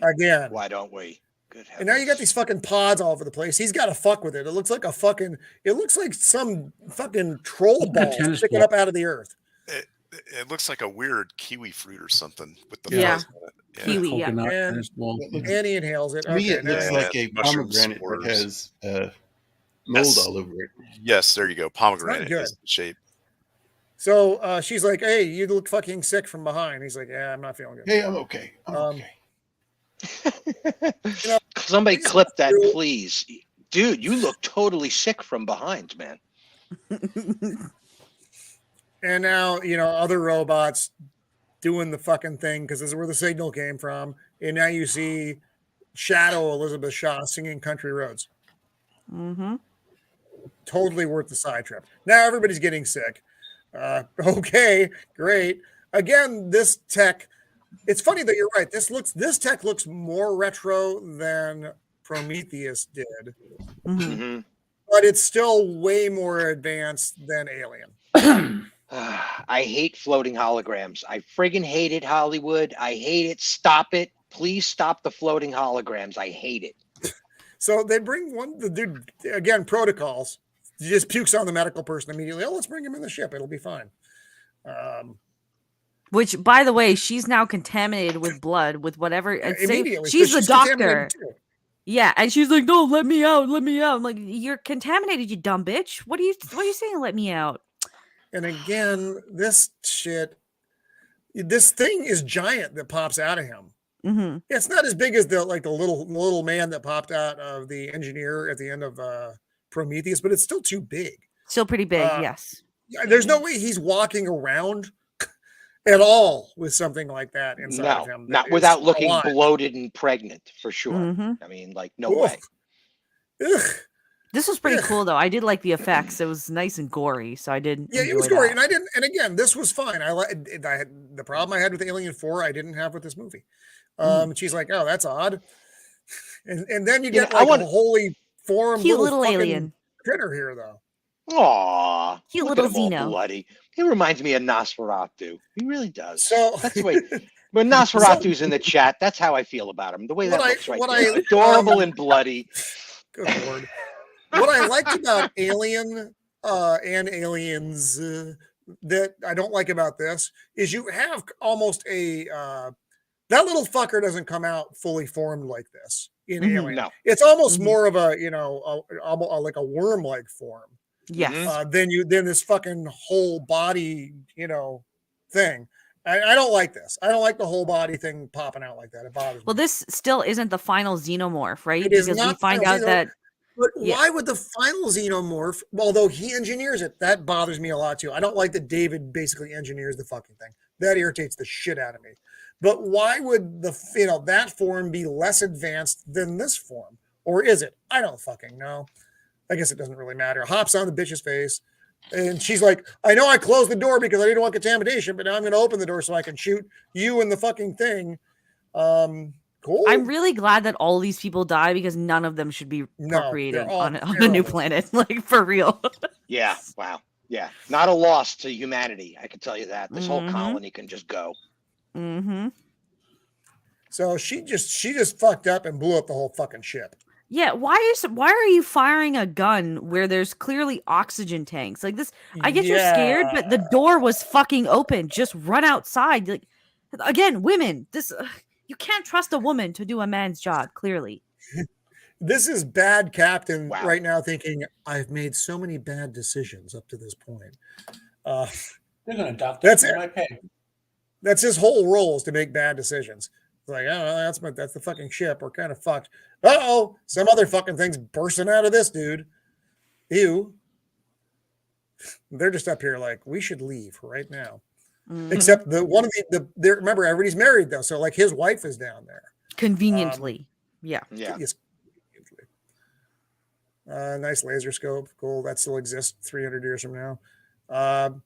This thing is pretty big. In like minutes it's like, grown to human size. I don't understand how any of this works. It's just so much so fast. I guess they felt they just needed to, we don't have time for a lot of development here, so we're just gonna make the motherfucker grow. Oh my god, you ever hear a time jump? For crying out loud. Well, we do get like a little bit of information later on when they encounter David momentarily. Because he's got all those drawings of everything that's going on, right? So I don't even remember what's happening here. They're obviously we know where they are now. I forgot. I'm sorry. Jeez, I don't know how I forget. I think that's all the dead bodies. So the people that that's all. You don't know what that is yet. David's already found them here. Yeah, this is the planet, and this is before David gives you what he has done. And now you're seeing the heads like you saw in Prometheus, and a table. Tables are very important in this franchise. Yep. How does an android's hair grow? Why does an android's hair grow? Good question. That's a great fucking question. Well, why would an android's hair grow? Well, they appear to be organic technology-based androids. Yeah, but still, why? If efficiency is the goal of an android to replace for labor, and even if it's just a partnership, why would the hair grow at all unless it was? I mean, shouldn't a device like that grow its own hair by will as opposed to any other reason? What if its hair is just dead people's hair transplanted onto it? I mean, but he cuts it later. He desperately wants a haircut. But then why doesn't he have a beard? Yeah. Yeah. They didn't implant anything there. I'm only telling you how, if they're organic robots, not like technological robots, having organic growing parts makes sense. You know. Yeah. But again, of all the things, why would you let the hair? Like hair is something you have to maintain. So of all the things, why would it be your head hair? Well, maybe he was a prototype for a sex bot, and they wanted Fabio. Yeah, they did a poll, and You know long what? hair That's was where it was feasible at. given what we For the see entire- David do in this a movie. lot of things that happen in this franchise. Sorry, I had to step out there for a minute. What was the raccoon? No. Okay. I didn't know if he made his way in. I didn't know what was happening. So now, whatever this is, it Michael? I have no idea what this guy's fucking name is. Okay, I'm gonna look it up. Android finds his way to David's chambers, and he's looking, at all the clever critters on the planet. Now he's cut his hair. He's put on his nice spacesuit, not his rags. And then he's trying to teach him to play the flute, which is a little bit weird because he wants to show him he's creative. I don't give a fuck. I don't care. No one cares. It's like, we'll start off with the flute and then move on to other wind instruments. I guess because he's got Walter. Walter, thank you. God, I completely forgotten that shit. Yeah, thank you, movie. The only character we Jesus. remembered the name of, you go and make them identical and rename them at the same time. Yeah, It's so like, it's wow. David's brother. So this is where David tells him what he did, and this was he's like, he went back and he nuked the engineers. He goes back to their city. They're all like, "Oh, look, they came home. I've been missing my friend Bob." That's not Bob. Oh, fuck. And he just opens up the thing and fucking sprays him with that fucking alien shit because he's figured out how to do it. And they're like, "Fuck off, alien." And then everybody dies. He's like, that was an interesting effect. Why did he do that, though? So now we go back to what are David's motivations? Why did he go and kill all of the engineers? Curiosity. But that's it. Really? That's just engineers there. The engineers there look like the J.J. Abrams Romulans. Oh, that's horrible and true. Fucking J.J. No, it's just curiosity because, like, you could. For the way I see his motivations is like because he is by all means immortal and he doesn't have to actually live through any repercussions as a result. For him, it's just an endless means of discovery now. Like everything can be discovered in a new way for him because of that. So that's why I think he just gives no fuck. And he's really immortal. Like the engineers have a lifespan, he doesn't. So. And who put his head back on? Elizabeth? Yeah, no, we figure out that she repaired him later on. Oh, I wouldn't have. He was why? Because she was all he had. Like he was all she had. That's why, and she needed his help. Elizabeth. She needed some of the Fabio romancing, So. Yeah, some robot dick. Yeah. So now we got fucking squatting alien. I don't know if he's taking a dump or look. Who knows what he's doing. Ow, my arm. Hey, baby. Now this was genuinely creepy looking. I thought it was a neat design. Yeah, and then it eats her like immediately. They go, "Hey, I'm going to go off by myself and in the dark and clean." Yeah, everybody goes off by themselves. Yeah. Clean myself with water on an alien planet that we haven't analyzed at all to see if there's any amoebas or shit in it either. It's fine. What could go wrong? Said the sperm alien. And then never split. And then these two are just still fucking sitting here doing whatever they're doing. So they're going into the atmosphere, and again, visually, it's nice. Yep. They decide this again. It's a cool looking creature. It's got the tail wrapped all around her and shit, and it's nice spiky back.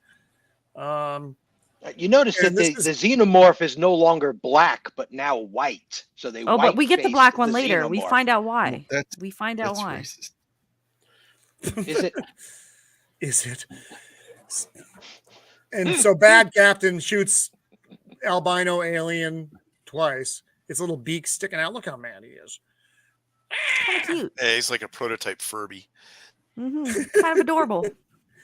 And Chick's body sinking in the water, and then he's gonna shoot him. Then he doesn't. This scene is fucking retarded. I hate this scene so much.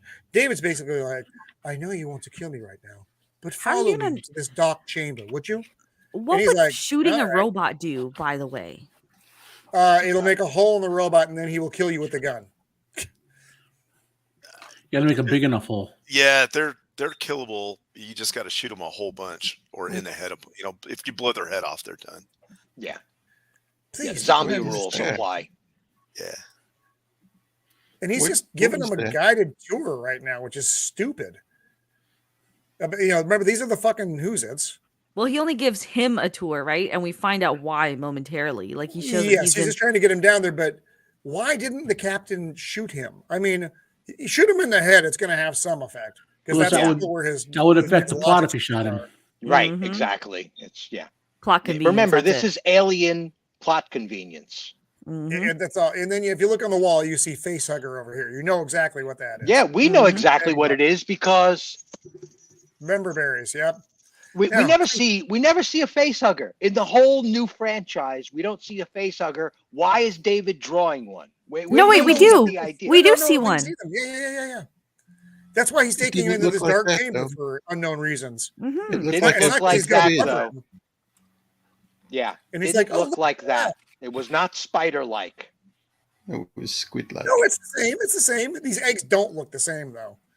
No. And I get these are first gen eggs or maybe second gen eggs. First gen what is he doing? He's like, I'm going to stick my face over this. So now, question though, why can he stand there and it doesn't cause a problem? Is it because he's not biological? Yeah, he's not biological. I guess they don't pick it up as something they can patch a fucking thing in.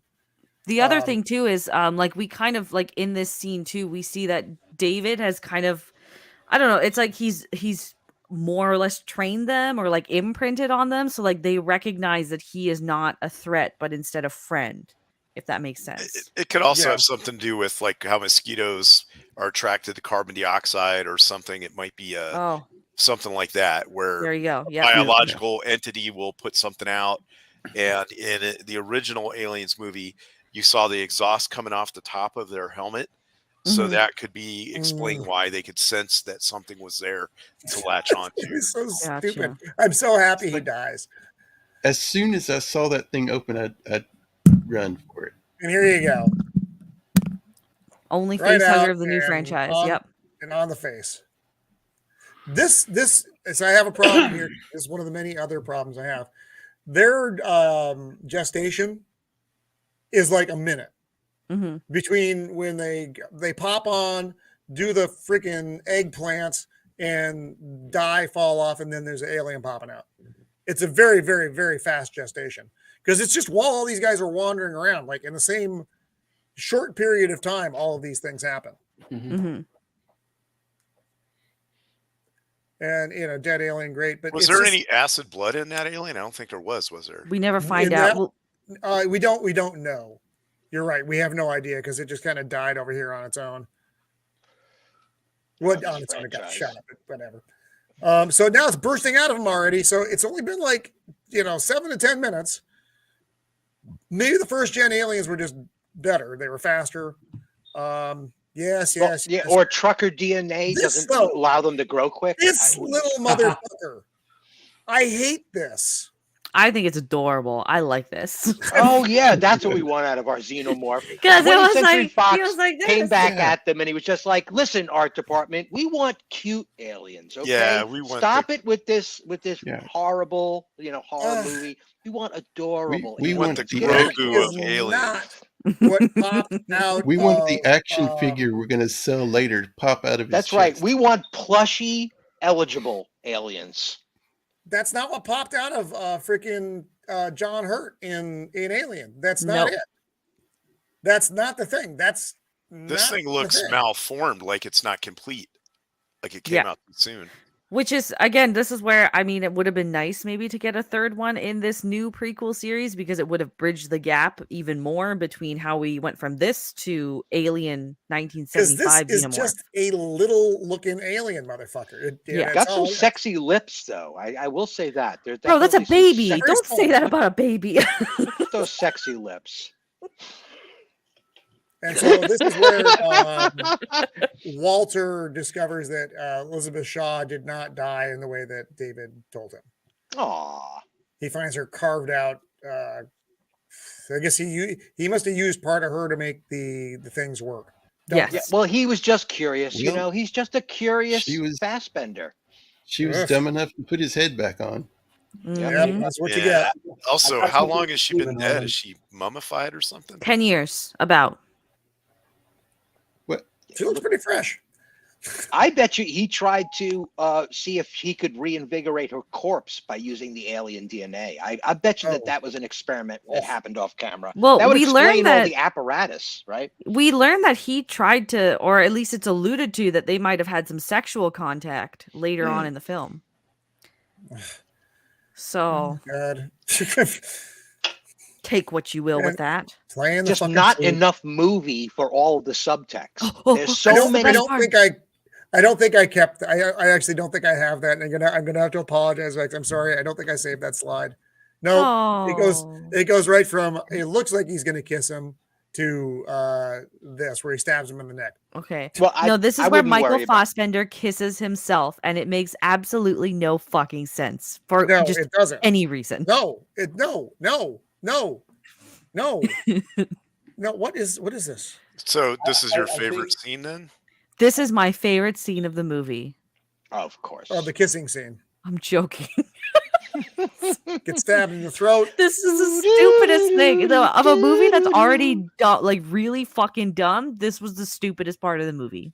Yep. Yeah, Roman, what Yeah. I said is what we should get for Steven for Christmas. Oh God. All right, hang on. A fast bender. Let me pull this back and let me pop this up. I'm bracing for impact here because I never know what's going to happen when I open one of these. Oh, Oh, that's pretty Aw. cute. So you want a plushie xenomorph? Is that what was in our dream? There we go. We did it, guys. We did it. And so, but now that's what they sold to. That was the product whole place- point of those that baby was it. xenomorphs in the film, to sell Yeah. the Oh my merch. God, That's right. horrible. Now, All right, now well- why didn't the android They have should one make of those like as pet, a children's you know, cartoon about nice chibi little xenomorphs.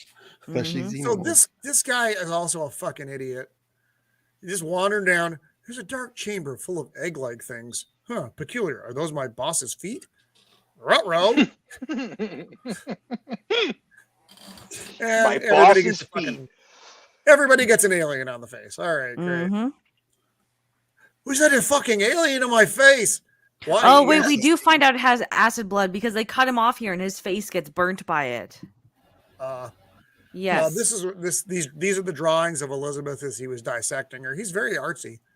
Mhm. And this is where not Ripley is like, oh, something fucked up happened here. And he's like, Again, this was an interesting idea. I would have liked to see more of the movie focus on this than the stupid Yeah. crew that we got. oh, I actually Yes. would rather seen Elizabeth and David's adventures on Prometheus Land or whatever. That's what I that- mean. Yeah, I would have much rather seen this, agree. and then maybe it ends with Elizabeth dying. Right. And but then it's just like, look, I know I'm bleeding from the throat and you find it unattractive, but please don't run away. You'll She try tries to run to- away. He tries to like Yeah. rape her here, like briefly. Yes, It's like, this is was this how weird. it's done? Yeah, here. Yep.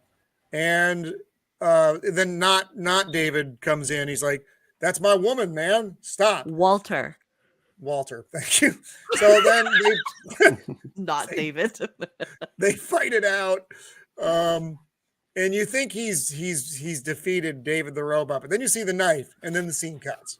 hmm Oh, such I clever wonder what could editing. possibly Oh my happen goodness, here. what will happen? Again, they don't foreshadowing like this. Yeah. It's so bad. It's just so monstrously bad and has no right to be this awful. No, and yet here we are. So big ship is coming in and they're getting ready to get the fuck out. It has no Anyway. right to be 2 hours either. No. It's also very long. Here's the other thing. These guys risk all of the colonists and embryos just to come and get these fuckers? Seriously? Yeah, they can obviously manage this shit by themselves. I'm Yeah. sorry, guys. You're on a contaminated fucking planet where everybody is dying. I'm gonna have to cut the cord here, fellas. We're getting back on course. Yeah. Bad choices. It kept put you Mhm. here. And there's all the toasted bodies of the dudes. That's kind of fun. But wildly, and then wait, what? Oh, Now you is have that a an action full-grown figure? alien. That looks like an unboxed, dude. That Yeah. looks just like somebody just unboxed an action figure. I swear to God. I What's up hate, with I hate this end sequence so fucking much. Oh, We're not at the end yet. Space. I Truck, This is not the know. end yet. this is. I know it's not the end. This is not the end. So they all get on the fucking ship. Not Ripley is looking around. It's a nice fire extinguisher. That's By the way, handy. so you remember how like in the first Aliens we don't find out that Ripley is basically our heroine and our protagonist until like 2/3 of the way into the movie. Yeah, she's and they just try. Go part ahead, of the sorry. crew. No, you're right though. Yeah, she's part of the crew. She's part of the ensemble. Yeah, and then they try to Until- do the same thing with this one where they pace it so that you don't realize that Daniels is going to be the heroine until about the last third of the movie. Yeah, that doesn't work anymore. She's a female in a movie. She's going to obviously be the lead these days. And also, as much attention as David and not David paid her, it's obvious. Mm-hmm. I also don't know what her name is through most of the fucking movie. Daniels. I have no idea who she is. I know now because you said it. But Dyke Cut like a couple Daniels. minutes There you ago, go. I'd forgotten again. I remembered when we saw her name when she was wearing the sperm suit earlier in the movie, because it had her fucking name on the sperm suit. That's the only fucking reason. Now they're like, there's an alien on the outside of the fucking ship. Okay, great. I'll go get rid of the alien on the outside of the ship. Not David, Android, or clearly you're not more qualified to do this than I am. I know you're missing a hand. I forget how the hand got cut off.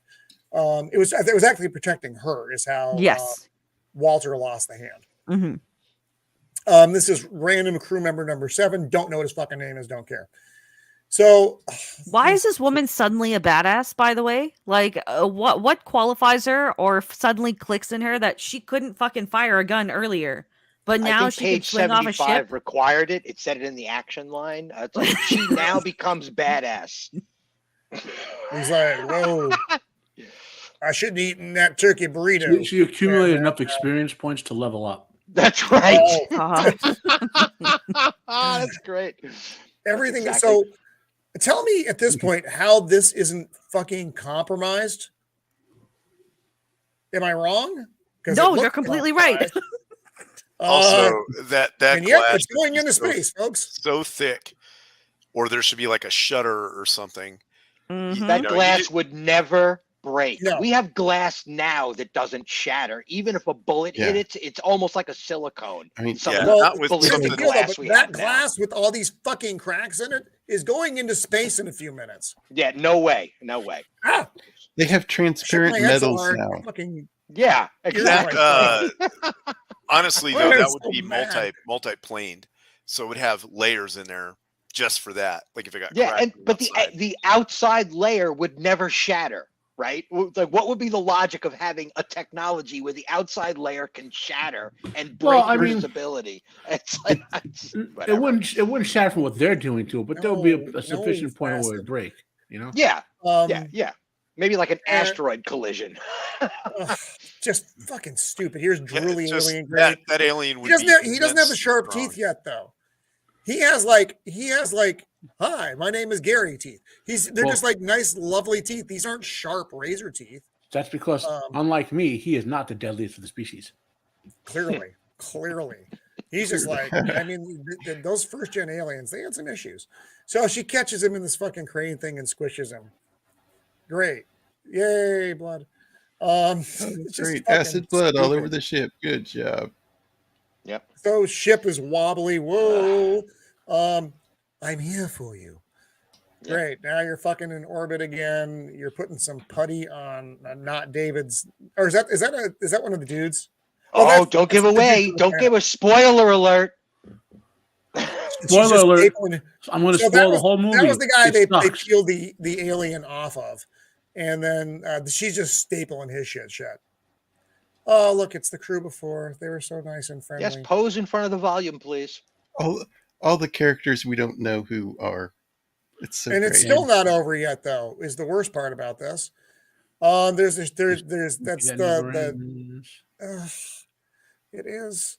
So look, someone's dead. There must be an alien on board. Great. Hey, there's a fucking alien on board. Hey, I think that's the gay dude making out with a chick in a bath. Great. Hey, there's an alien. The alien on board. Hey, let's go take a shower. All these end scenes are just like so unnecessary and horrible. This is like the opposite of what, like they said, hey, Peter Jackson had a great series of epilogues on Return of the King. Let's do the exact opposite and make a great series, and yet it's just so bad. Okay, good. Dead. Fucking hi, baby. Dead. Southern dude and not Ripley in a hallway. Oh, look, everybody's dead. Great.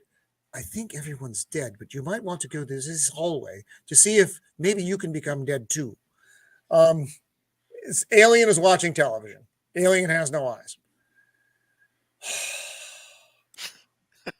Alien has no eyes watching television.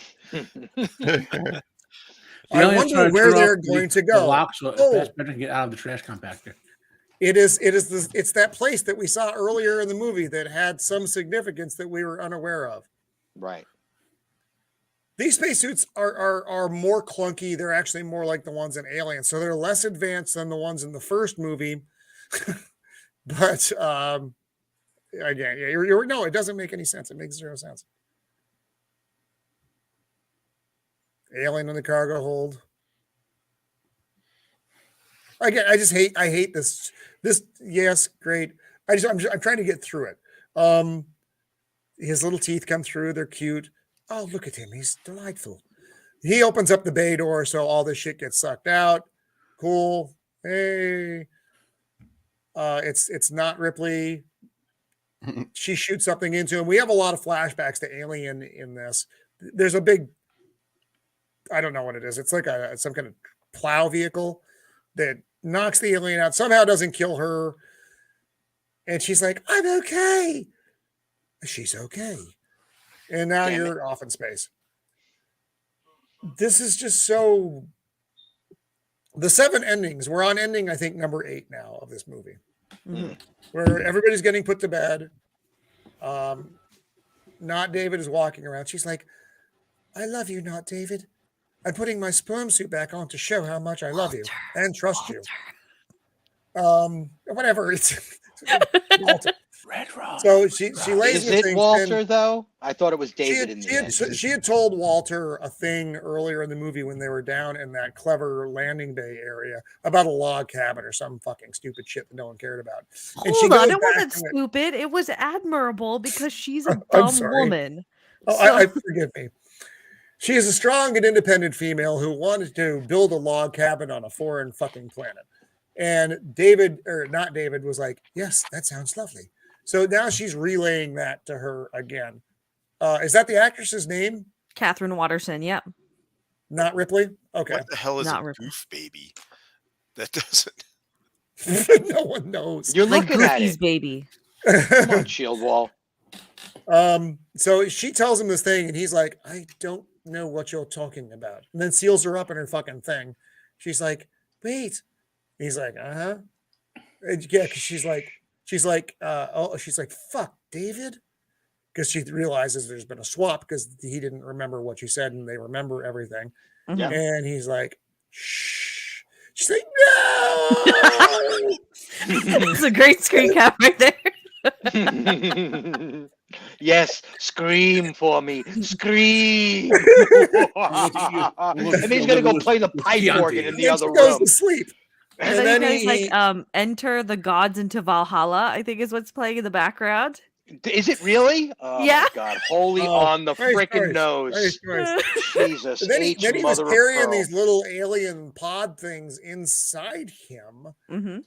I don't understand how any of this works because I don't know what these are. Those are alien face hugger embryo things. Aww. Why isn't it an egg? Now he's like, why isn't it this? I don't understand. I have everything I can. I have to do my experiments. That's right. He's got plenty of livestock to do his experiments on. Mm-hmm. And he's just walking around. Spaceship flies off. Spaceship flies off. I wanted just a movie on David. That's all I really cared about. You know, and if the director and the studio had the balls, that's what we should have gotten. Yeah. We should have gotten a movie where it was nothing but David's journey. And David should have been the main character. We should have seen him do experiments on the woman. Yeah. And we should have met Walter about 2/3 of the movie, about a third of the movie through, and seen the difference between the two of them. So when then that scene happens at the end of the picture, it's truly monstrous that he faked them all out. That's your picture. None of this side nonsense with the colonies, and it should have been just that. And he should have intercepted them and communicated with. Dude, it's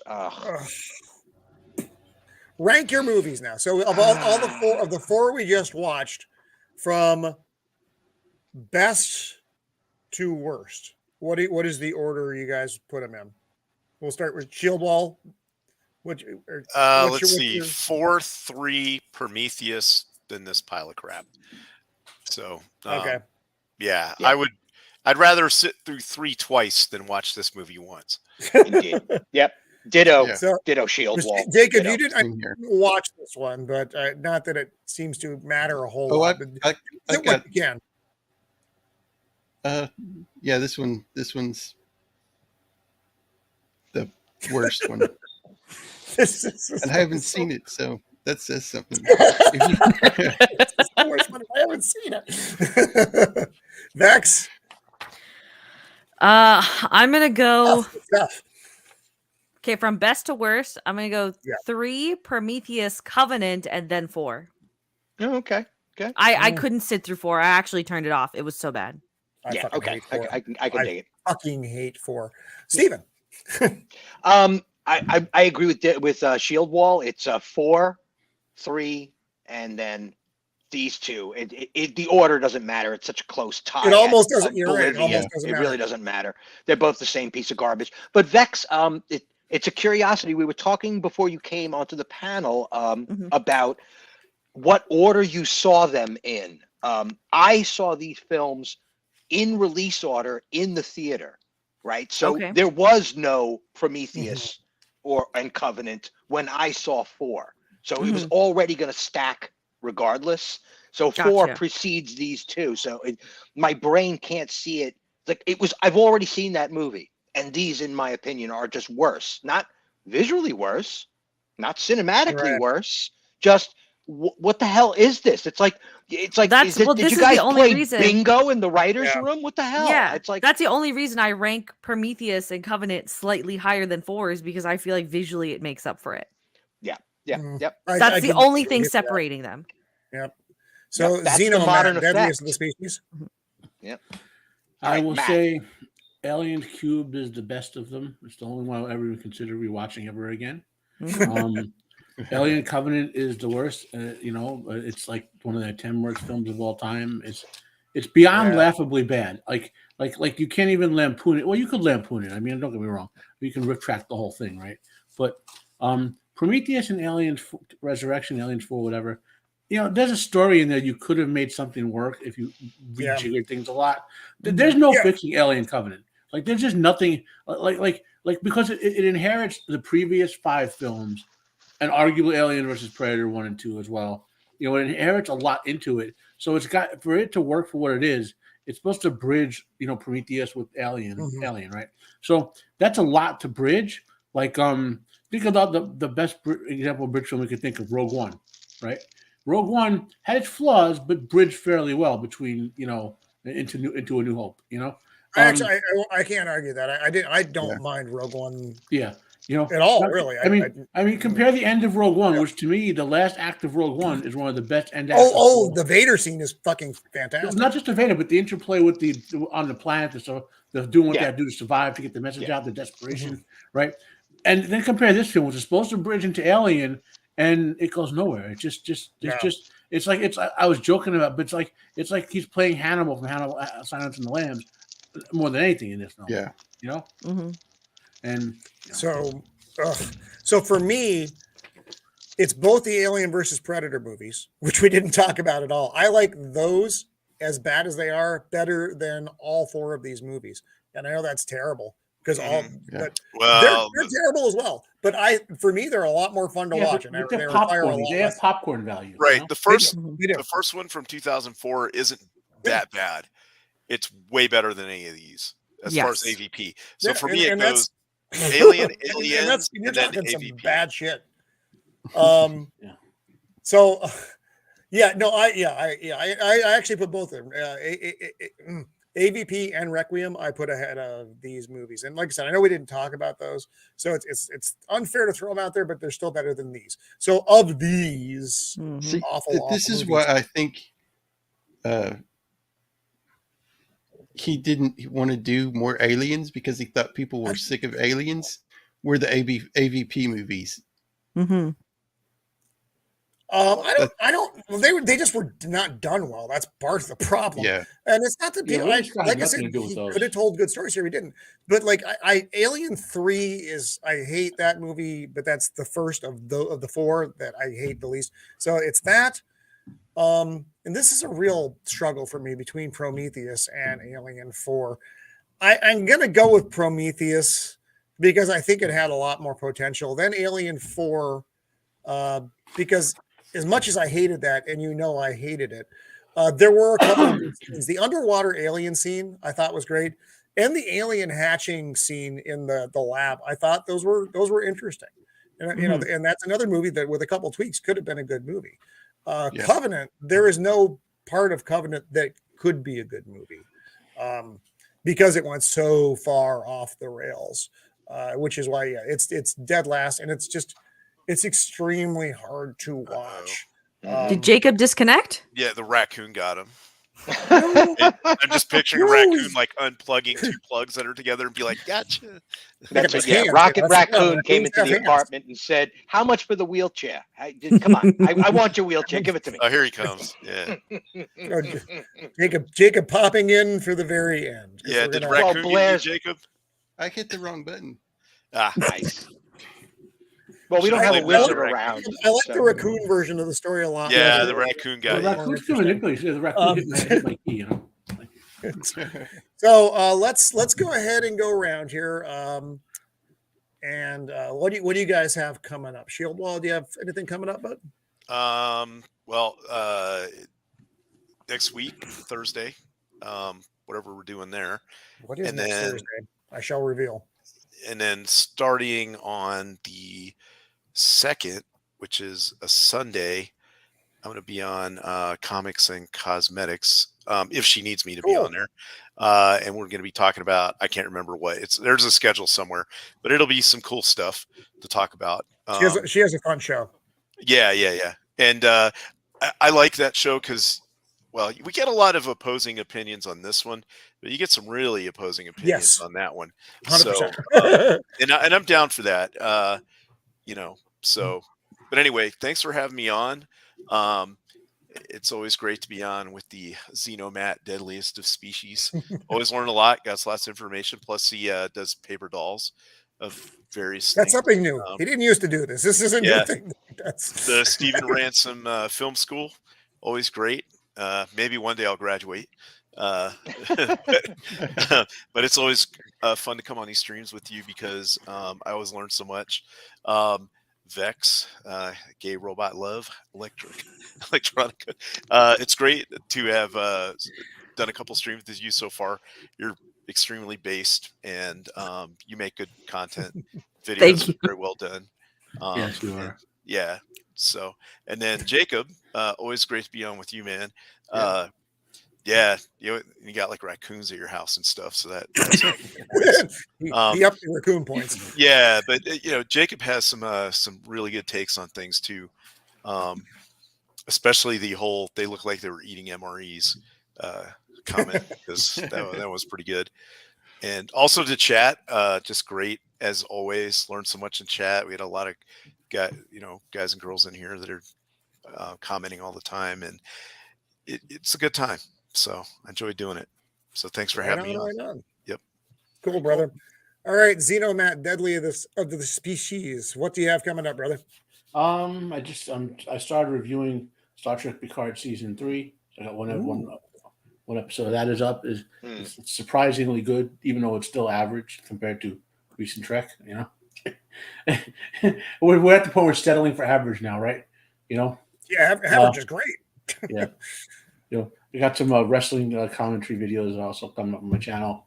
What else am I doing next? Another episode of Star Trek Picard probably this weekend. Another episode of Bleach or two coming out. Been watching and reviewing that. Obviously, this show when you have me on. I'll be on with Jacob Ironside on Saturday night. You know, excellent.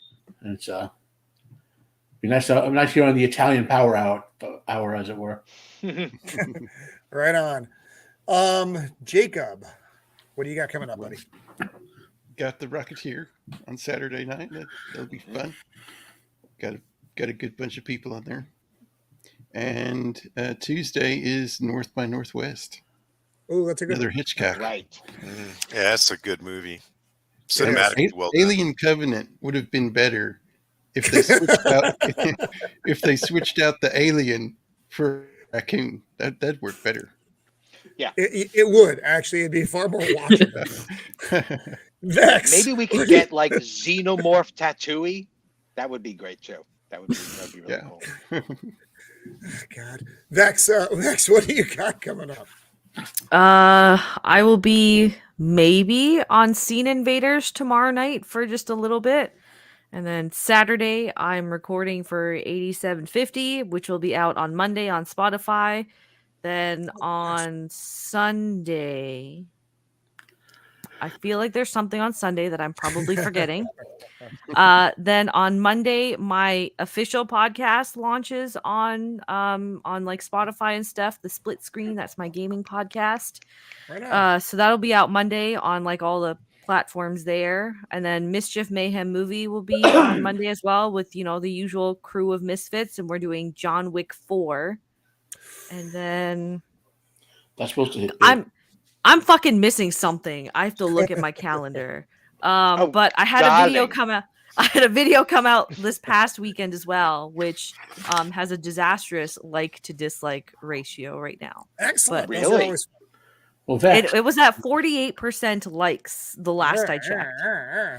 If you make a bunch of custom post-it notes that look like this and write, you'll remember all the time. God damn. Is that fucking Fassbender? That's fucking Fassbender, isn't it? Oh, he didn't see before.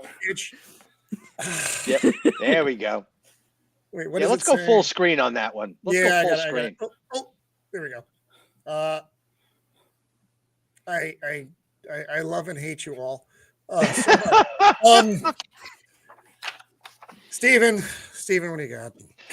Tomorrow I'm going to be over at Wakazashi's Tea House. That's going to be at 9 p.m. West Coast and +3 for the movie, East Coast. The movie show. Yeah, we're doing The Long Goodbye with Elliot Gould. That's a 1973 adaptation of the noir original novel by Blair by the same title.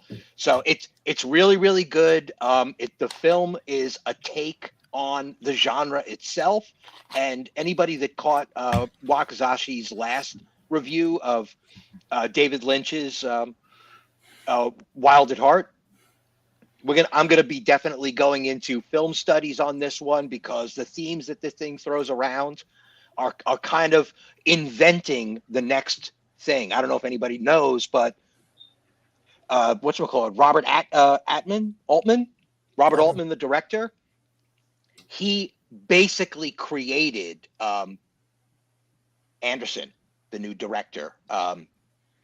What's his name? Wes Anderson. Yes. He actually worked on Altman's last film. As he was feeling tired, he would hand off the reins as first officer to Wes. I did not know that. So they had that kind of relationship. So him and I'm sure Lynch took a note from this film. So it's going to be, obviously you hear my lingus here. So yeah, there's going to be a lot of cool stuff. And of course, Jacob, we're doing Saturday. That's 6:30 p.m. West Coast. We're doing The Rocketeer. And God, you want to talk about popcorn and a half? That's like classic. Give me some more butter on that popcorn. That's a great movie. So before I go into what I got coming up, I do want to thank all of you guys so much. The panel is You guys just always are. You're always wonderful. I always learn a lot. You always make me uncomfortable, which is good.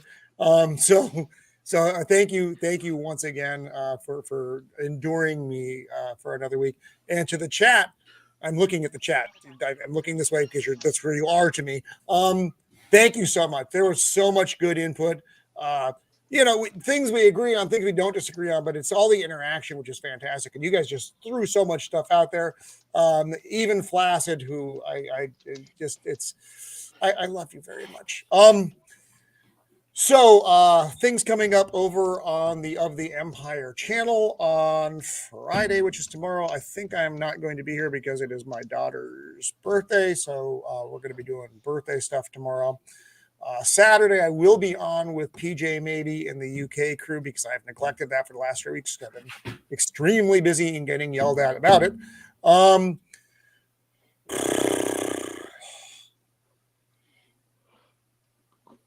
I don't think I have anything on Monday. No, that's not true.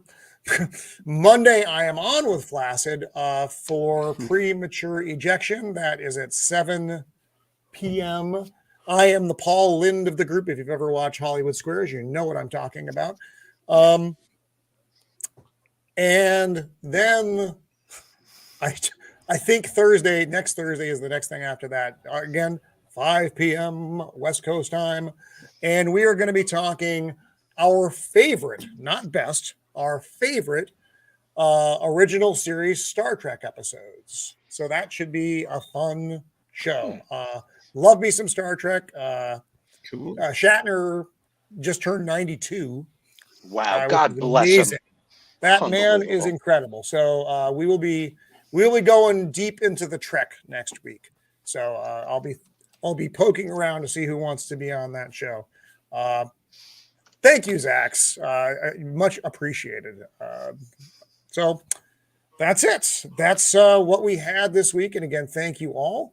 So everybody's information is in the description for the show. So make sure you go and watch, like, subscribe to their channels. Everyone here is a great content creator, and they're all fun to watch. And it's weird, and that's the best part about this whole experience. So until next time, this has been Roman of the Empire signing off. Be kind.